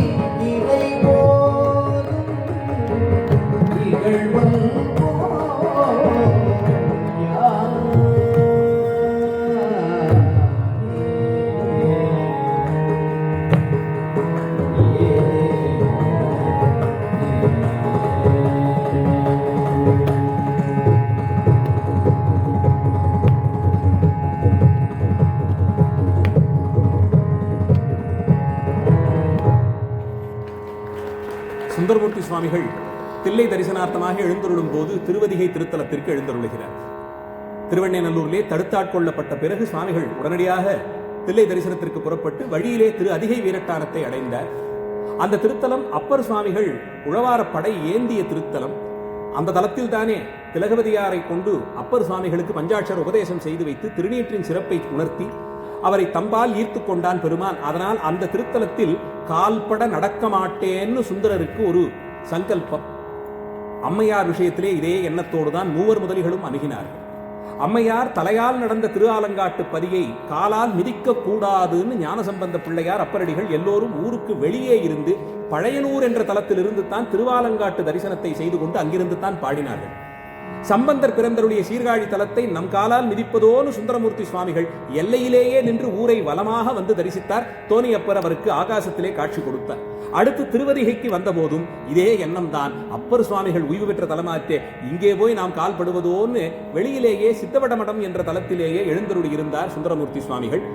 அன்று இரவு அந்த மடத்திலே சுவாமிகள் திருக்கண் அயர்ந்து உறங்கி யோகத்திலே கூடியிருந்த போது யாரோ ஒருவர் தம்முடைய தலைமாட்டிலே இருந்து கொண்டு காலால் எத்துவது போலே உணர்ந்தார். விழித்து பார்த்தால் யாரோ ஒரு வயசானவர். அது மடம்தானே, எல்லோரும் வந்து தங்குவார்கள், அப்படி யாரோ வந்து விட்டார் போலும்னு கொஞ்சம் விலகி போய் படுத்தார். உறங்கினார். மறுபடியும் அதே உணர்ச்சி. எழுந்து பார்த்தார், அப்ப அங்க படுத்தவர் இப்ப நம்முடைய தலைமாட்டுக்கு இங்கேயும் வந்துட்டார். இப்படி மாறி மாறி படுத்த போதெல்லாம் இவர் சென்ற திசையெல்லாம் எழுந்தருளிய அந்த பெரியவர் தம்முடைய திருவடியால் இவருடைய சிரசை தடவிக்கொண்டே இருந்தார். வந்தவர் சிவபெருமான். இவரை போயா விருத்தோங்கிற எண்ணத்தோடு சுவாமிகள் திருவதிகை தலத்திலே பாடிய பதிகம் தான் இது. மனதை ரொம்பவும் உருக்கக்கூடிய பதிகம். சாமானிய உலகிலேயே பார்க்கிறோம், யாரோ ஒருவனை எதுக்கோ தலைவன் தலைவன் சொல்லிக் கொண்டிருக்கிறார்கள். இவன் தான் என் தலைவன், இவன் தான் என் தலைவன். அந்த தலைவன் 4 வருஷத்துக்கு 5 வருஷத்துக்கு மாறிக்கிட்டே இருப்பாங்க. அப்படி மாறுபவனையே இவர்கள் இனம் கொண்டு இவன் தான் என் தலைவன் என் தலைவன் புகழறாங்க. ஆனா உலக உயிர்களுக்கெல்லாம் ஆதி அந்தம் இல்லாதவனாய் அந்த உயிர்கள் ஒவ்வொரு பிறவியிலும் எடுத்த வடிவங்கள், எல்லா பிறவியிலும் நீ ஒருவன் தானே தலைவன். தம்மானை அறியார். தம்மான்னா தலைவன். தலைவன் என்கிற ஒரு தன்மையை அறியாதவர்கள் யாராவது இருக்க முடியுமா? அந்த உருவத்தை அப்படியே மனசுல உருவத்தை வச்சிருப்பாங்களே, உடம்புல எல்லாம் பச்சையாக குத்திக்கிறாங்களே, அந்த உருவத்தையே மறக்க மாட்டாங்க. நான் அடியன் விஷயத்திலே அது பொய்த்ததே. உலக உயிர்களுக்கெல்லாம் ஒரு தனி தலைவன், நீதான் எனக்கு எல்லாம்னு சொல்லி உன்னை பாடி அடியனுக்கு அது புரியாமல் போய்விட்டதே. தேவர்கள்லாம் அந்த திருவடி தலையிலே படுமா படுமான்னு காத்திருக்கிறார்கள். இன்னொரு முறை அடியனுக்கு இது வாய்க்க பெறுமோ? சாமானிய மனிதர்கள் கூறக்கூடிய தலைவன்கிற உருவத்தை அவர்கள் மறக்கவில்லையே. தம்மானை அறியாத சாதியார் உளரே. அப்படி உண்டா என்ன? ஆனால் எம்பெருமானே, உன்னுடைய திருவுருவம் சடையின் மேலே அந்த பிறையை சூடி அதோடு கொன்றை அணிந்து விடை மேலே நந்தியின் மேலே நீ ஏறி வரக்கூடிய அந்த சிறப்பை, மதம் கொண்ட யானையின் உரியை உரித்து அதை போர்த்தி கொண்டு எரிகாட்டில் ஆடல் உகக்கும் அந்த திறத்தை, விடையின் மேலே ஏறி வரக்கூடிய பெருமானை, கண்டம் கருத்த அந்த திருவுருவை, அம்மான் இந்த திருவுருவத்தோடு கூடிய என் தலைவன் ஓடி ஓடு தான் வலிய வந்து தம்முடைய திருவடியை அடியன் தலையிலே வைத்து அழுத்தினானே, அம்மான் தன் அடிக்கொண்டு என் முடிமேல் வைத்திடும் என்னும் ஆசையால் வாழ்கின்ற நாயேன். என்னைக்கான ஒரு நாள் கிடைக்காதா? இந்த வர்ணனை எல்லாம் சொன்னோமே, அந்த எம்பெருமான் தன் திருவடியை கொண்டு வந்து நம் தலையிலே அழுத்தி அனுகிரகம் செய்ய மாட்டானோன்னு அந்த நாளை எண்ணி எண்ணி வாழ்ந்த நாயேன். நான் சொல்லும் போது சொல்லிக்கிறார், அறிவிலா நாயேன்னு சுவாமி சொல்லிக்கிறார். அதுதான் தெளிவு. இவ்வளவும் தடுத்தாட்கொண்ட பிறகும் கூட அடியனுக்கு என்ன தெரியும், குறைவுத்தான் என்னிடத்தை உண்டுன்னு சொல்லக்கூடிய பாங்கை தீட்சை தான் பெற்றுக் கொடுக்கும். தீட்சையிலே சைவ சித்தாந்தம் மட்டும்தான் பக்குவ நிலைக்கேற்றார் போல் பஞ்சாட்சரத்தையே மாற்றும்.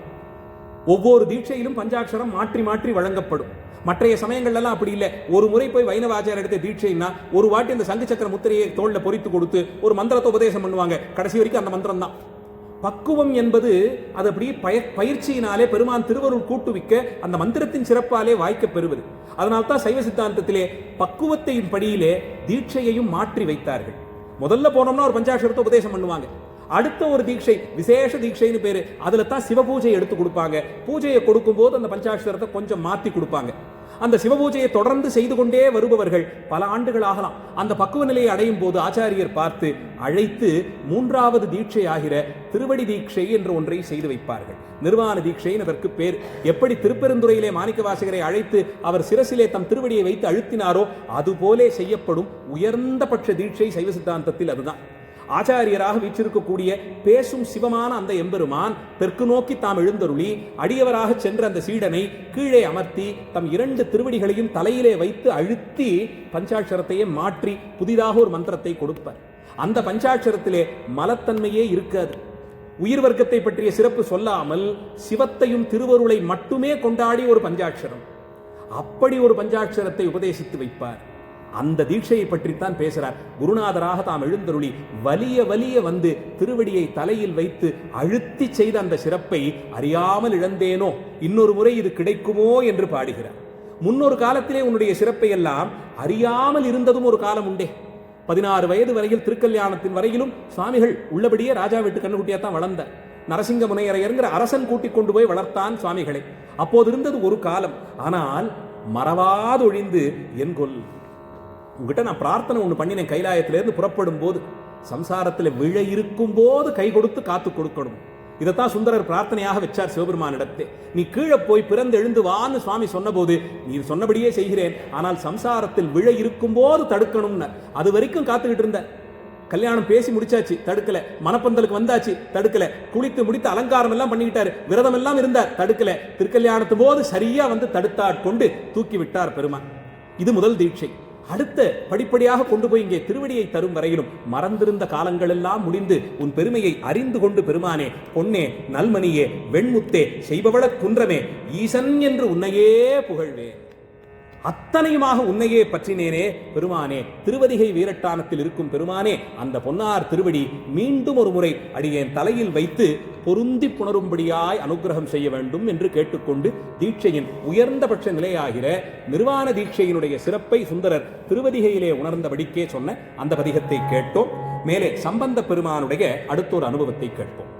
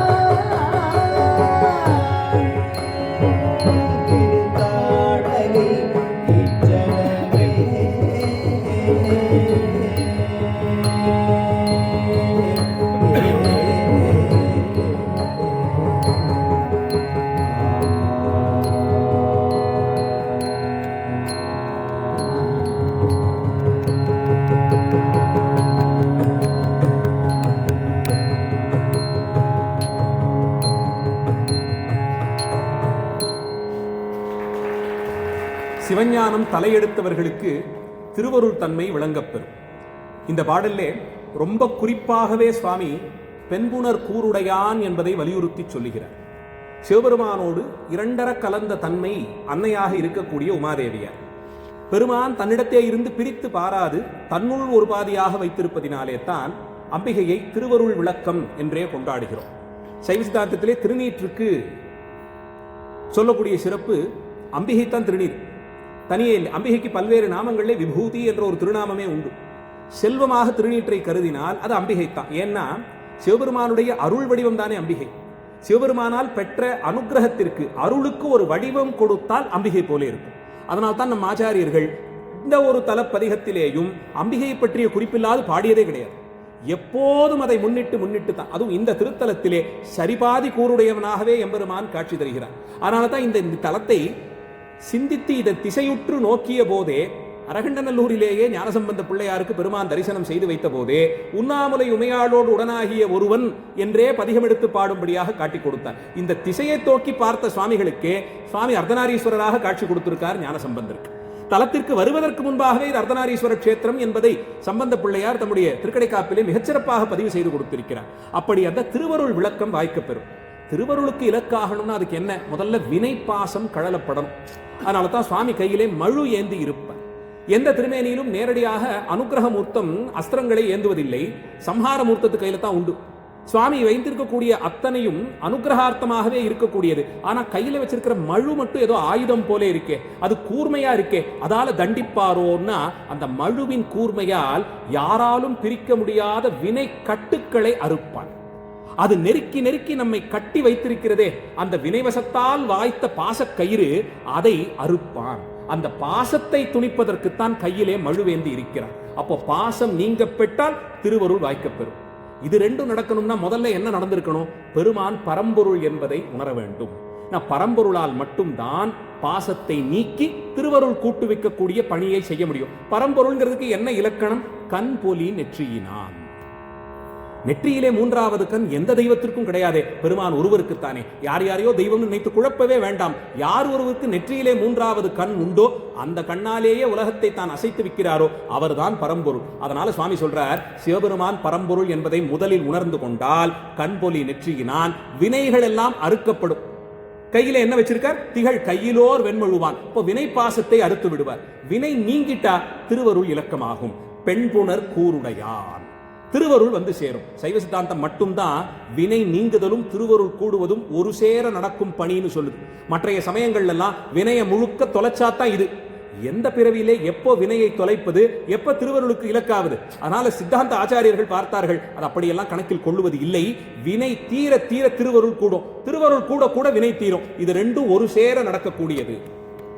என்றைக்கு வினையை முழுக்க முடிக்கிறது, அந்த கணக்கை முழுக்க தீர்த்துட்டு அழிச்சிட்டு வான்னு சொன்னா நடக்கக்கூடியதா? அது எறும்பா பிறந்தாலும் வினை சேர்க்கிறோமே, யானையாக பிறந்தாலும் வினை சேர்க்கிறோமே, சரி இந்த மிருகம் எல்லாம் வேண்டாம், சிந்திக்கும் திறனோடு மனிதனாக பிறப்பித்தா இப்பதான் நிறைய செய்யறோம். இதுல தான் வினை இன்னும் அதிகம் செய்யறோம். மிருகங்கள் கூட செய்யாத காரியத்தெல்லாம் நாம செஞ்சுட்டு போறோம். அப்படி ஒரு பிறவித்தான் இந்த உயிர்களினுடைய தன்மையே. அப்ப என்ன நடக்கணும்னா, பெருமான் பரம்பொருள் என்பதை உணர்ந்து கொள்ள வேண்டும். கண்பொலி நெற்றியினான் உணர்ந்தவர்களுக்கு என்ன ஆகும்னா, வினை கணக்கை தீர்த்து கொடுப்பான். திகழ் கையிலோர் வெண்மழுவான். அது தீரும் போதே என்ன ஆகும்? பெண்புனர் கூருடையான் திருவருளுக்கு இலக்காக்கி வைப்பான் தாடகை ஈச்சரத்து பெருமான். தீட்சையினாலே பெறப்படும் தெளிவு இதுதான். பஞ்சாட்சர ஜபத்தினாலே பெறக்கூடிய தெளிவு இதுதான். பெருமான் பரம்பொருள் என்பது தெரியும். அவனை அறிந்து கொண்டால் மகார சப்தத்தாலே அறியப்படும் வினையை அறுத்து கொடுப்பான் என்பது தெரியும். அது தீரும் போதே என்ன ஆகும்? வகார சப்தத்தால் உணர்த்தப்படும் பெருமாட்டியாக இருக்கக்கூடிய திருவருள் வந்து சேரும் என்பது தெரியும். ஆச்சாரியர் மூலமாக அடைந்த தீட்சையை இந்த பாடலின் மூலமாக அதன் சிறப்பை நமக்கு உணர்த்தி காட்டியிருக்கிறார். இந்த 3 குணங்களை சொன்னபடியார். நிறைவாக பீடுடை மால்விடையான். பெரியபுராணம் வாசித்தவர்கள் நிச்சயம் நினைவு கூறலாம். 63 அருள் தரும் போது பெருமான் ஒரே வடிவத்தில் தான் வருவார். அவர்களுடைய பெருமையை உலகத்திற்கு உணர்த்த சோதனை போல திருவிளையாடல் ஆடும் போது வெவ்வேறு வடிவம் ஏற்பார், வெவ்வேறு திருவேடம். ஆனா கடைசியா அனுகிரகம்னு செய்யும் போது அத்தனை புராணத்திலையும் சேர்க்கிறார் ஒரே வர்ணனைத்தான். வெள்ளை ரிஷபம், அதன் மேலே பச்சை நிறத்தோடு அம்பிகை, செந்தி வடிவினனாக பெருமான் இந்த வடிவத்தோடு தான் எழுந்துள்ளார். இதனால தான் இந்த ரிஷப வாகன தரிசனத்திற்கு அவ்வளவு சிறப்பை நாம் கொடுக்கிறோம். 10 நாட்களும் வெவ்வேறு வாகனத்திலே எம்பெருமான் திருவிழா காலங்களில் எழுந்தருளினாலும் அனுகிரகார்த்தமாக எழுந்தருள்வது ரிஷப வாகன கோலத்தில் தான். அதனால தான் அந்த வாகனத்தை தரிசனத்திற்கு இவ்வளவு சிறப்பு. அதை தரிசிச்சுட்டோம்னா அதுதான் அனுகிரகத்தை பெறக்கூடிய காட்சி. அதனால தான் 63 அனுகிரகம்னு பண்ணும்போது இதே கோலம் தான், ஒருத்தருக்குமே மாத்தல. சிறுதொண்டருக்கு முருகப்பெருமானோடு சேர்ந்து காட்சி தரார், அது பிள்ளையினுடைய சிறப்பு, சீராளன் சிறப்பு. மற்றபடிக்கு அந்த ரிஷப வாகனத்திலே அம்பிகை இடது பாகத்திலே எழுந்துள்ள செய்து கொண்டு தான் காட்சி கொடுப்பார். பீடுடை மால் விடையான். இந்த வழியிலே பெருமானுடைய பரத்துவத்தை உணர்ந்து அதனால் வினை கடிந்து திருவருளுக்கு இலக்கானவருக்கு ரிஷபவாகன தரிசனத்தை பெருமான் வழங்கி அவர்களை தடுத்தாட்கொள்வான். தீட்சையினாலே மட்டும்தான் இது சாத்தியம் என்பதால் இந்த பாடலின் மூலமாக தீட்சை பெற்ற உயிர்கள் குருவருளினாலே திருவருளுக்கு இலக்காகி பெறக்கூடிய சிறப்பை காட்டிக் கொடுத்தார். அடுத்து அப்பர் சுவாமிகளுடைய ஒரு தாண்டகத்தை கேட்டு அந்த அளவிலே தேவார பதிகங்களை நிறைவு செய்வோம். கள்ளி முதுகாட்டில் ஆடி கண்டாய்,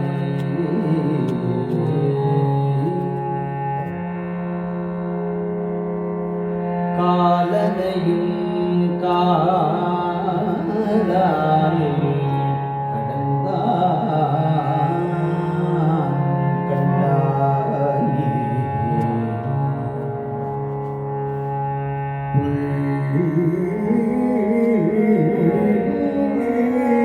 உடைமானின் தோலான் கண்டாய்,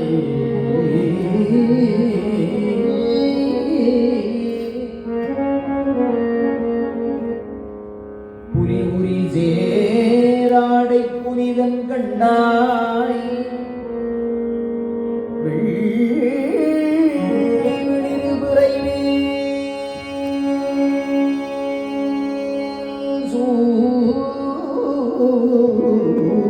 சூடி கண்டாய், வெண்ணீற்றான் கண்டாய்,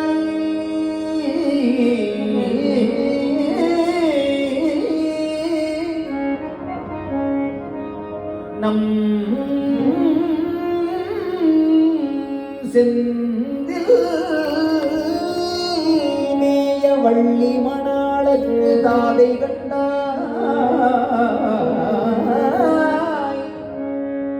நம் செந்தில் மேய வள்ளி மணாளத்து தாதை கண்டாய்,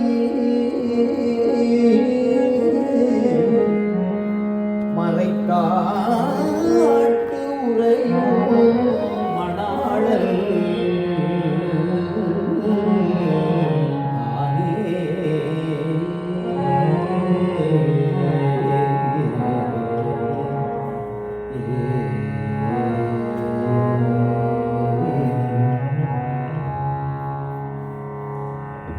இத்தனை தூரம் இந்த தீட்சையினுடைய சிறப்பை சொல்லி பரம்பொருள் பரம்பொருள்னு சொன்னீங்களே, அவரை எங்கு போய் நான் எப்படி பார்த்து அறிவது? அப்பர் சுவாமிகள் சில குறிப்புகளை கொடுத்து, இவர்தான், இங்கே போய் இப்படி பாரு அவர்தான், அங்க போய் அப்படி பாரு அவர்தான், இதுதான் பரம்பொருள், இதுதான் பரம்பொருள்னு விசேஷமான சில குறிப்புகளை கொடுக்கிறார். எப்போதுமே தோற்றத்திலிருந்து தொடங்குவதுதான் மங்களம்னு நாம நினைச்சுக்கிட்டு இருக்கோம். ஆனா சிவபெருமானை முடிவிற்கு தெய்வமாக நிறுத்தி இருக்கிறார்கள். பரம்பொருளாக இருக்கக்கூடிய சதாசிவம் அது ஐந்தொழில்களையும் செய்யக்கூடிய நிலைமை. அந்த எம்பெருமானே அந்த ஐந்தொழில்களையும் வெவ்வேறு நிலையிலிருந்து செய்கிறார். படைக்கும் தொழிலுக்கு ஒரு நான்முகன் பிரம்மன், காக்கும் தொழிலுக்கு ஒரு திருமால், அழிக்கும் தொழிலுக்கு மட்டும், சம்ஹார காரியத்திற்கு மட்டும் மற்றவங்க கிட்ட அதை கொடுக்கல, தாமே ருத்ரனாக நின்று செய்கிறார்.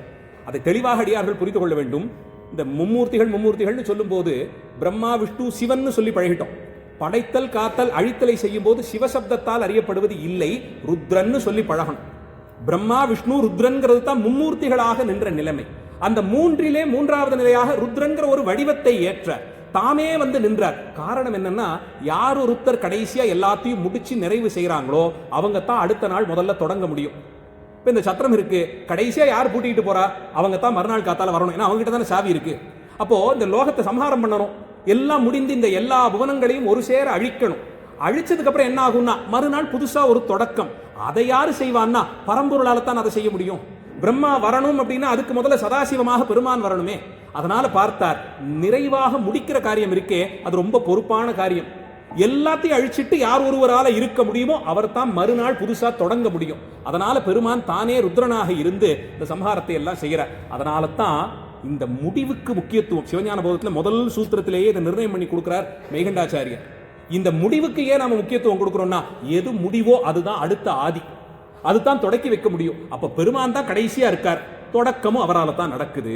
அதனால சுவாமிகளும் இவர் பெருமையை பாடத் தொடங்கும் போது, யார் ஒருவன் சுடுகாட்டிலே எரியாடல் உகக்கிறானோ, யார் ஒருவன் சம்ஹாரகாரகனாக இருக்கிறானோ அவன்தான் பரம்பொருளுக்கு முதல் இலக்கணத்தை கொடுக்கிறார். கள்ளி முதுகாட்டில் ஆடி கண்டாய். கள்ளிச்செடிகள் நிரம்பி இருக்கக்கூடிய அந்த காட்டிலே யார் ஒருவன் ஆடுகின்றானோ அவன் ஒருவன்தான் பரம்பொருள். இவர் காப்பாத்துவாரா? ஓ காப்பாத்துவாரே, கடினமான காலத்துல கூட காப்பாத்துவார். அழிப்பது மட்டும் இல்ல, காக்கதும் தான் தான். காப்பாத்துவார்னா அப்படி இப்படி காப்பாத்துறது இல்ல, யம பயத்தையே நீக்கி காப்பாத்தி கொடுப்பார். வேற யாராலையும் யமன் கிட்ட போய் வாதாடவே முடியாதே, திருமாலாலேயே முடியாதே. காக்கும் தெய்வம்னு சொல்லிட்டோம், தன்னையே தான் காப்பாத்திக்க முடியலையே. ராமாவதாரம், கிருஷ்ணாவதாரம், எத்தனை அவதாரம் எடுத்தாலும் கடைசியில யமன் வந்து நிற்பான். அப்ப காலம் முடிஞ்சிருச்சு, புறப்பட்டுடணும், அடுத்த முகூர்த்தம் பார்த்து வச்சுக்கோன்னு சொல்லிட்டு போயிடுவான். மரணத்திற்கு ஒரு காலத்தை காலம் நிர்ணயம் பண்ணிட்ட பிறகு திருமால் எப்படி பரம்பொருளாக முடியும்? அதெல்லாம் கிடையாது. ஆனா எங்க சுவாமி ஒருத்தர் தான் காலனுக்கு காலனாக நின்றார். யமனுக்கு முடிவு ஒருத்தர் யாரால நியமனம் பண்ண முடியும்னா அவருக்கு அந்த காரியத்தை யார் கொடுத்தாரோ அவளால் தான் முடியும். இவரை விடவா காக்கும் தெய்வம் வேறொன்று இருக்க முடியும்? அன்றைக்கு மார்கண்டேயனுக்காக காலனையும் காலால் கடந்தான். அப்படி வீசி தூக்கி அடிச்ச யமனுக்கு யமபயத்தை காட்டிக் கொடுத்த பெருமை யாருக்கோ அவர்தான் பரம்பொருள். அப்ப அழிப்பவர் காப்பவர் ரெண்டையும் சொல்லிட்டார். மேலே புள்ளி உழை மானின் தோலான் கண்டாய். ரொம்ப வித்தியாசமான ஒரு குறிப்பு இது. மான் தோலை உடுத்தினாரா பெருமான்?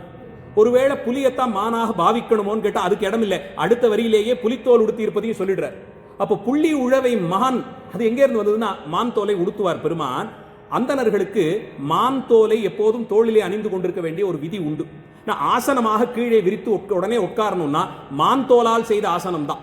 அதனால இன்றைக்கும் கூட பிரம்மச்சரிய காலத்தை தொடங்கக்கூடிய அந்த உபநயனம்னு ஒரு சம்ஸ்காரம் அந்தணர்கள் மற்ற வர்ணத்தவர்கள்லாம் செய்யும் போது இன்னைக்கு மான் தோலெல்லாம் முழுசா வாங்க முடியாது. அதனால அந்த மாதிரி குறிப்பிற்கு ஒரு சின்ன தோல் போலே ஒன்றை அந்த பூநூலில் முடிச்சிலேயே சேர்த்து கட்டுவார்கள். சுவாமி சதா யோகத்திலே இருக்கக்கூடியவர், அந்த விதியையும் காட்டி தருகிறார். அந்தபடிக்கு யோகமூர்த்தியாக இருந்து படைக்கும் தொழிலை செய்பவரை ரொம்ப சங்கேதமாக வைத்து புள்ளி உழவை மானின் தோலோடு பெருமான் எப்போதும் இருக்கக்கூடியது. பெருமான் எப்படி படைக்கிறார்? யோகத்திலே தான் படைக்கிறார். அங்கிருந்து தான் தொடங்குகிறது. நாதம் முதல்ல வந்தது. நாதம் எங்கிருந்து வந்தது? பெருமான் உள்ளே இருந்து வந்தது. அசையாமல் சரளம் இல்லாமல் அப்படியே வீற்றிருந்தார். அப்போது பிரணவ நாதம் புறப்பட்டது. அப்போ கள்ளி முதுகாட்டில் ஆடி என்பதின் மூலமாக சம்ஹாரம் செய்பவன் யாரோ அவன், காலனையும் காலால் கடிந்ததின் மூலமாக காத்து தருபவன் யாரோ அவன், தொடக்கத்தை நாதத்திலிருந்து தொடங்குவித்தவன் யாரோங்கிறதன் மூலமாக சிருஷ்டி காரியம் செய்பவனும் அவனேன்னு முத்தொழிலையும் செய்வதை வரிசையாக முன்னிறுத்தி பாடி மேலே மறைத்தல் என்று சொல்லக்கூடிய திரோதானத்தை, ஆணவத்தை தீர்த்து கொடுத்த சிறப்பை இந்த தாருகாவனத்திலே அந்த ரிஷிகள் செய்த யாகத்திலிருந்து புறப்பட்டு வந்த ஆயுதங்களில் ஒன்றாக ஒரு புலி வந்தது. அந்த புலியைத்தான் சுவாமி சம்ஹாரம் பண்ணி ஆணவத்தை உரித்த புலித்தோல் அங்கே இருந்து தான் சம்பாதிச்சுக்கிட்டார் சாமி. அதைத்தான் அங்கவஸ்திரமாக இடுப்பிலே உடுத்தி கொண்டார். போனா போச்சு, அது உரிச்சாச்சு, என்ன பண்றது, தோல்லே போட்டுக்கொண்டார். அடுத்து யானை ஒண்ணு வரப்போகுது, அதை போர்வையா போத்திக்கணும். இப்படி எல்லாத்தையும் அந்த யாகத்திலே சம்பாதித்து கொண்டார். அந்த வழிக்கே சுவாமி புலியுரி சேர் ஆடை புனிதன் கண்டாய், வெள்ளிர் மிளிர் பிறை முடிமேல் சூடி கண்டாய். அனுகிரகார்த்தம் இது. 5 தொழில்களையும் வரிசையா பாடி கொடுத்துட்டார் சுவாமி. 5 தொழில்களையும் வரிசையா பாடி கொடுத்துட்டார். வெள்ளியை சந்திரனை சிரசிலே சூடிக்கொண்டாரே, அனுகிரகம் இப்படி இருக்கணும். காலில் விழுந்தவனை தலையில தூக்கி வச்சு கொண்டாடுறவரியா எங்க சாமி? இதை விட என்ன பெரிய அனுகிரகம் இருக்க முடியும்? கையில ஏந்தி காப்பாத்துறதுன்னு தலையில சூடி கொண்டாடினார் சுவாமி. அனுகிரகார்த்தமாக செய்தவர், அதையும் செய்தவர். மேலே நம் செந்தில் மேய வள்ளிமணாளர்க்கு தாதை. இதுவரையில் சொன்ன 5 தொழில்களும் சுவாமியினோடு நேரடியாக தொடர்புபடுத்தி கொண்டாந்தாச்சு. இப்ப முருகப்பெருமானை ஏன் கொண்டு வந்து வைக்கிறார்? இதெல்லாம் கேட்ட பிறகு சர்வ நிச்சயமாக சிவத்தை அடைய வேண்டும். அதுக்கு என்ன வழின்னா, சிவஞானம் தலையெடுத்தால் அவரை அடையலாம். சிவஞானமாவது எது? முருகப்பெருமான். சிவபெருமானுடைய ஞானத்திற்கு ஒரு வடிவம் அருளுக்கு வடிவம் கொடுத்தால் எப்படி அம்பிகையோ, சிவஞானம்ங்கிற அந்த தன்மைக்கு வடிவம் கொடுத்தால் முருகப்பெருமான் போலே இருக்கும். அதனால தான் சுவாமிக்கான குணங்கள் எல்லாம் இவரும் பெற்றார். அதே போலே சிவந்த திருமேனி, அதே போலே நெருப்பு போன்ற குணம், அதே ஞான வடிவம், அதே பற்றற்ற தன்மை, அதே காக்கும் குணம் எல்லாம் முருகப்பெருமான் சிவபெருமானை போலவே தோன்றியபடியால் தான் அடுத்த வரியிலே அவரை வைத்து சொல்லி ஞானத்தின் மூலமாக 5 தொழில்களையும் செய்பவன் இவன்தான் பரம்பொருள் என்பதை அறிந்து கொள்ள முடியும். நம் செந்தில் மேய வள்ளிமணாளனுக்கு தாதை என்று சொல்லி அவரை பற்றிக்கொள். எங்கெங்கெல்லாம் போய் தேடுறது? மறைக்காட்டிற்கு போய் அவரை பற்றிக்கொள் என்று சொன்னார். இப்படி ஆச்சாரியர்கள் காட்டிக் கொடுத்த வழியிலே தேவார பதிகங்களை கொண்டு குரு தரிசனத்தின் மூலமாக தீட்சையின் வழியே பிரயாணம் செய்யக்கூடிய ஒரு ஆன்மா அடையக்கூடிய பேற்றை சிந்தித்தோம். மேலே அந்த ஞானமே வடிவாய் நின்றே திருவாசகமாகிற சிவஞான சாத்திரத்தை பாடிக் கொடுத்த மணிவாசக பெருமானுடைய சில பனுவல்களை சிந்திப்போம்.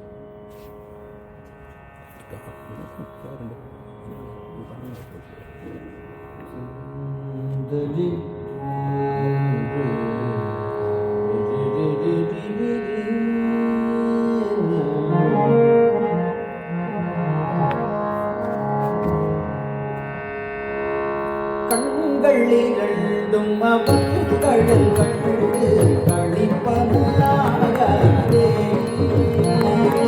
ஆரிகையாகட்டும் பாடின் பாடும் கடைப்படுமாகாதே.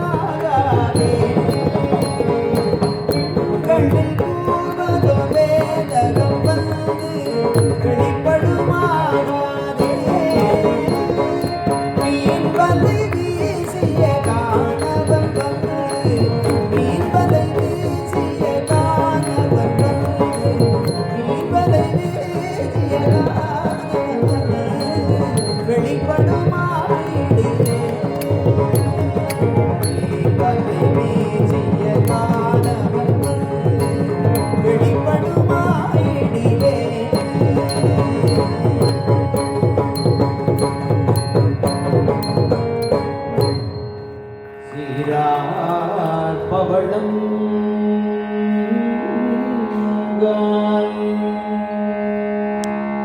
முத்தம் கைரா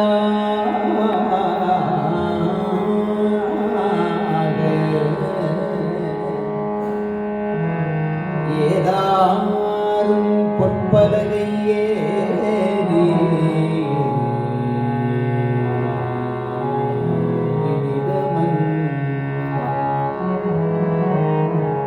நாராயணன் அறியா நான் மலர்த்தாள்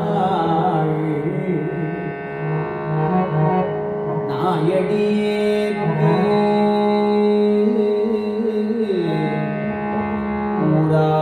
ஊராகத் தந்தருளும் உத்தர கோசமங்கை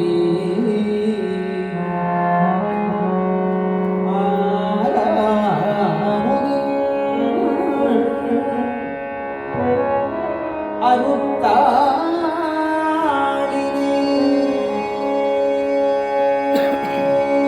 பாடி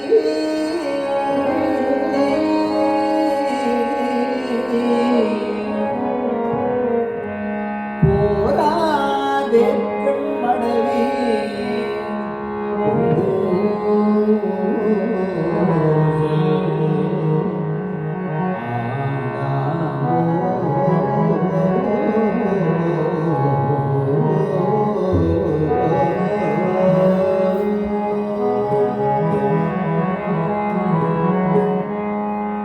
அந்தபடிக்கு சிவஞானமே வடிவெடுத்த மணிவாசகப் பெருமானார் திருப்படையாட்சியின் மூலமாக சிவபெருமானுடைய அருளானது அடியேனை சூழ படையாக இருந்து காத்துத்தர வேண்டும் என்று கேட்டுக்கொண்டார்.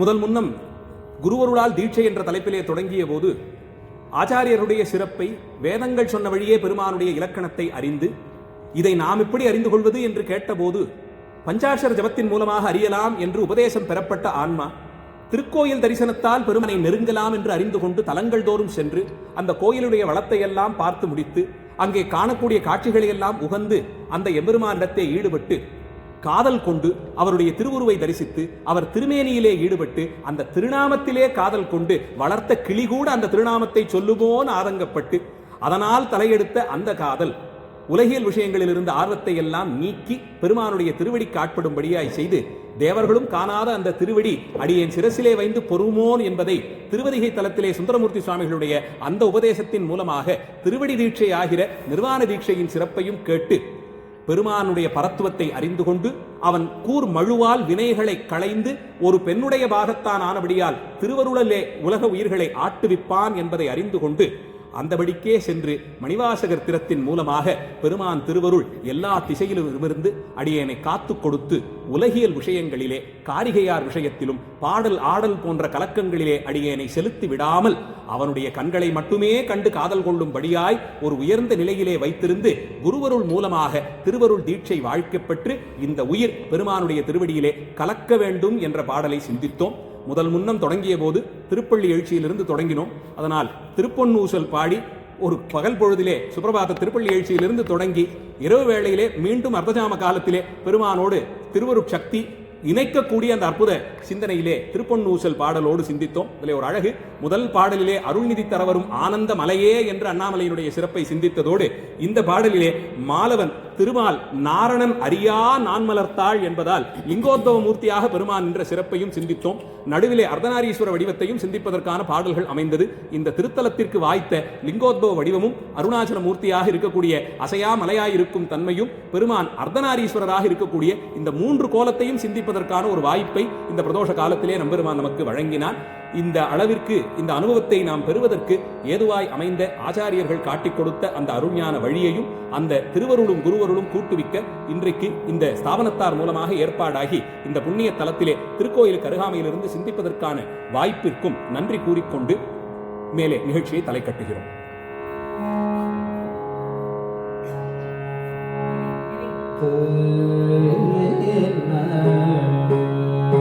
வாழ்க அந்தணர் வானவரானிடம், வாழ்க அந்தணர் வானவரானிடம், வாழ்க தள்ளுமுனை வேந்தன் போற்றியே ஆழ்க தீயது, ஆழ்க தீயது எல்லாம் அதன் நாமமே சூழ்க, ஆழ்க தீயது எல்லாம் அதன் நாமமே சூழ்க, வையகம்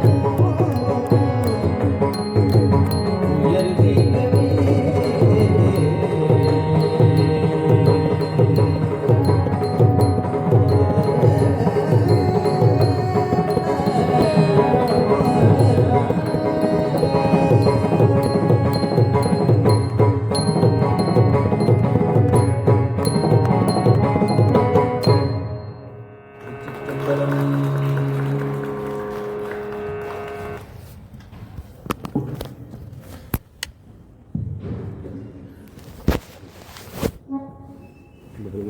சரியாக 6 மணிக்கு அந்த நிகழ்ச்சி தொடங்கியது. இப்பொழுது இரவு 8 மணி.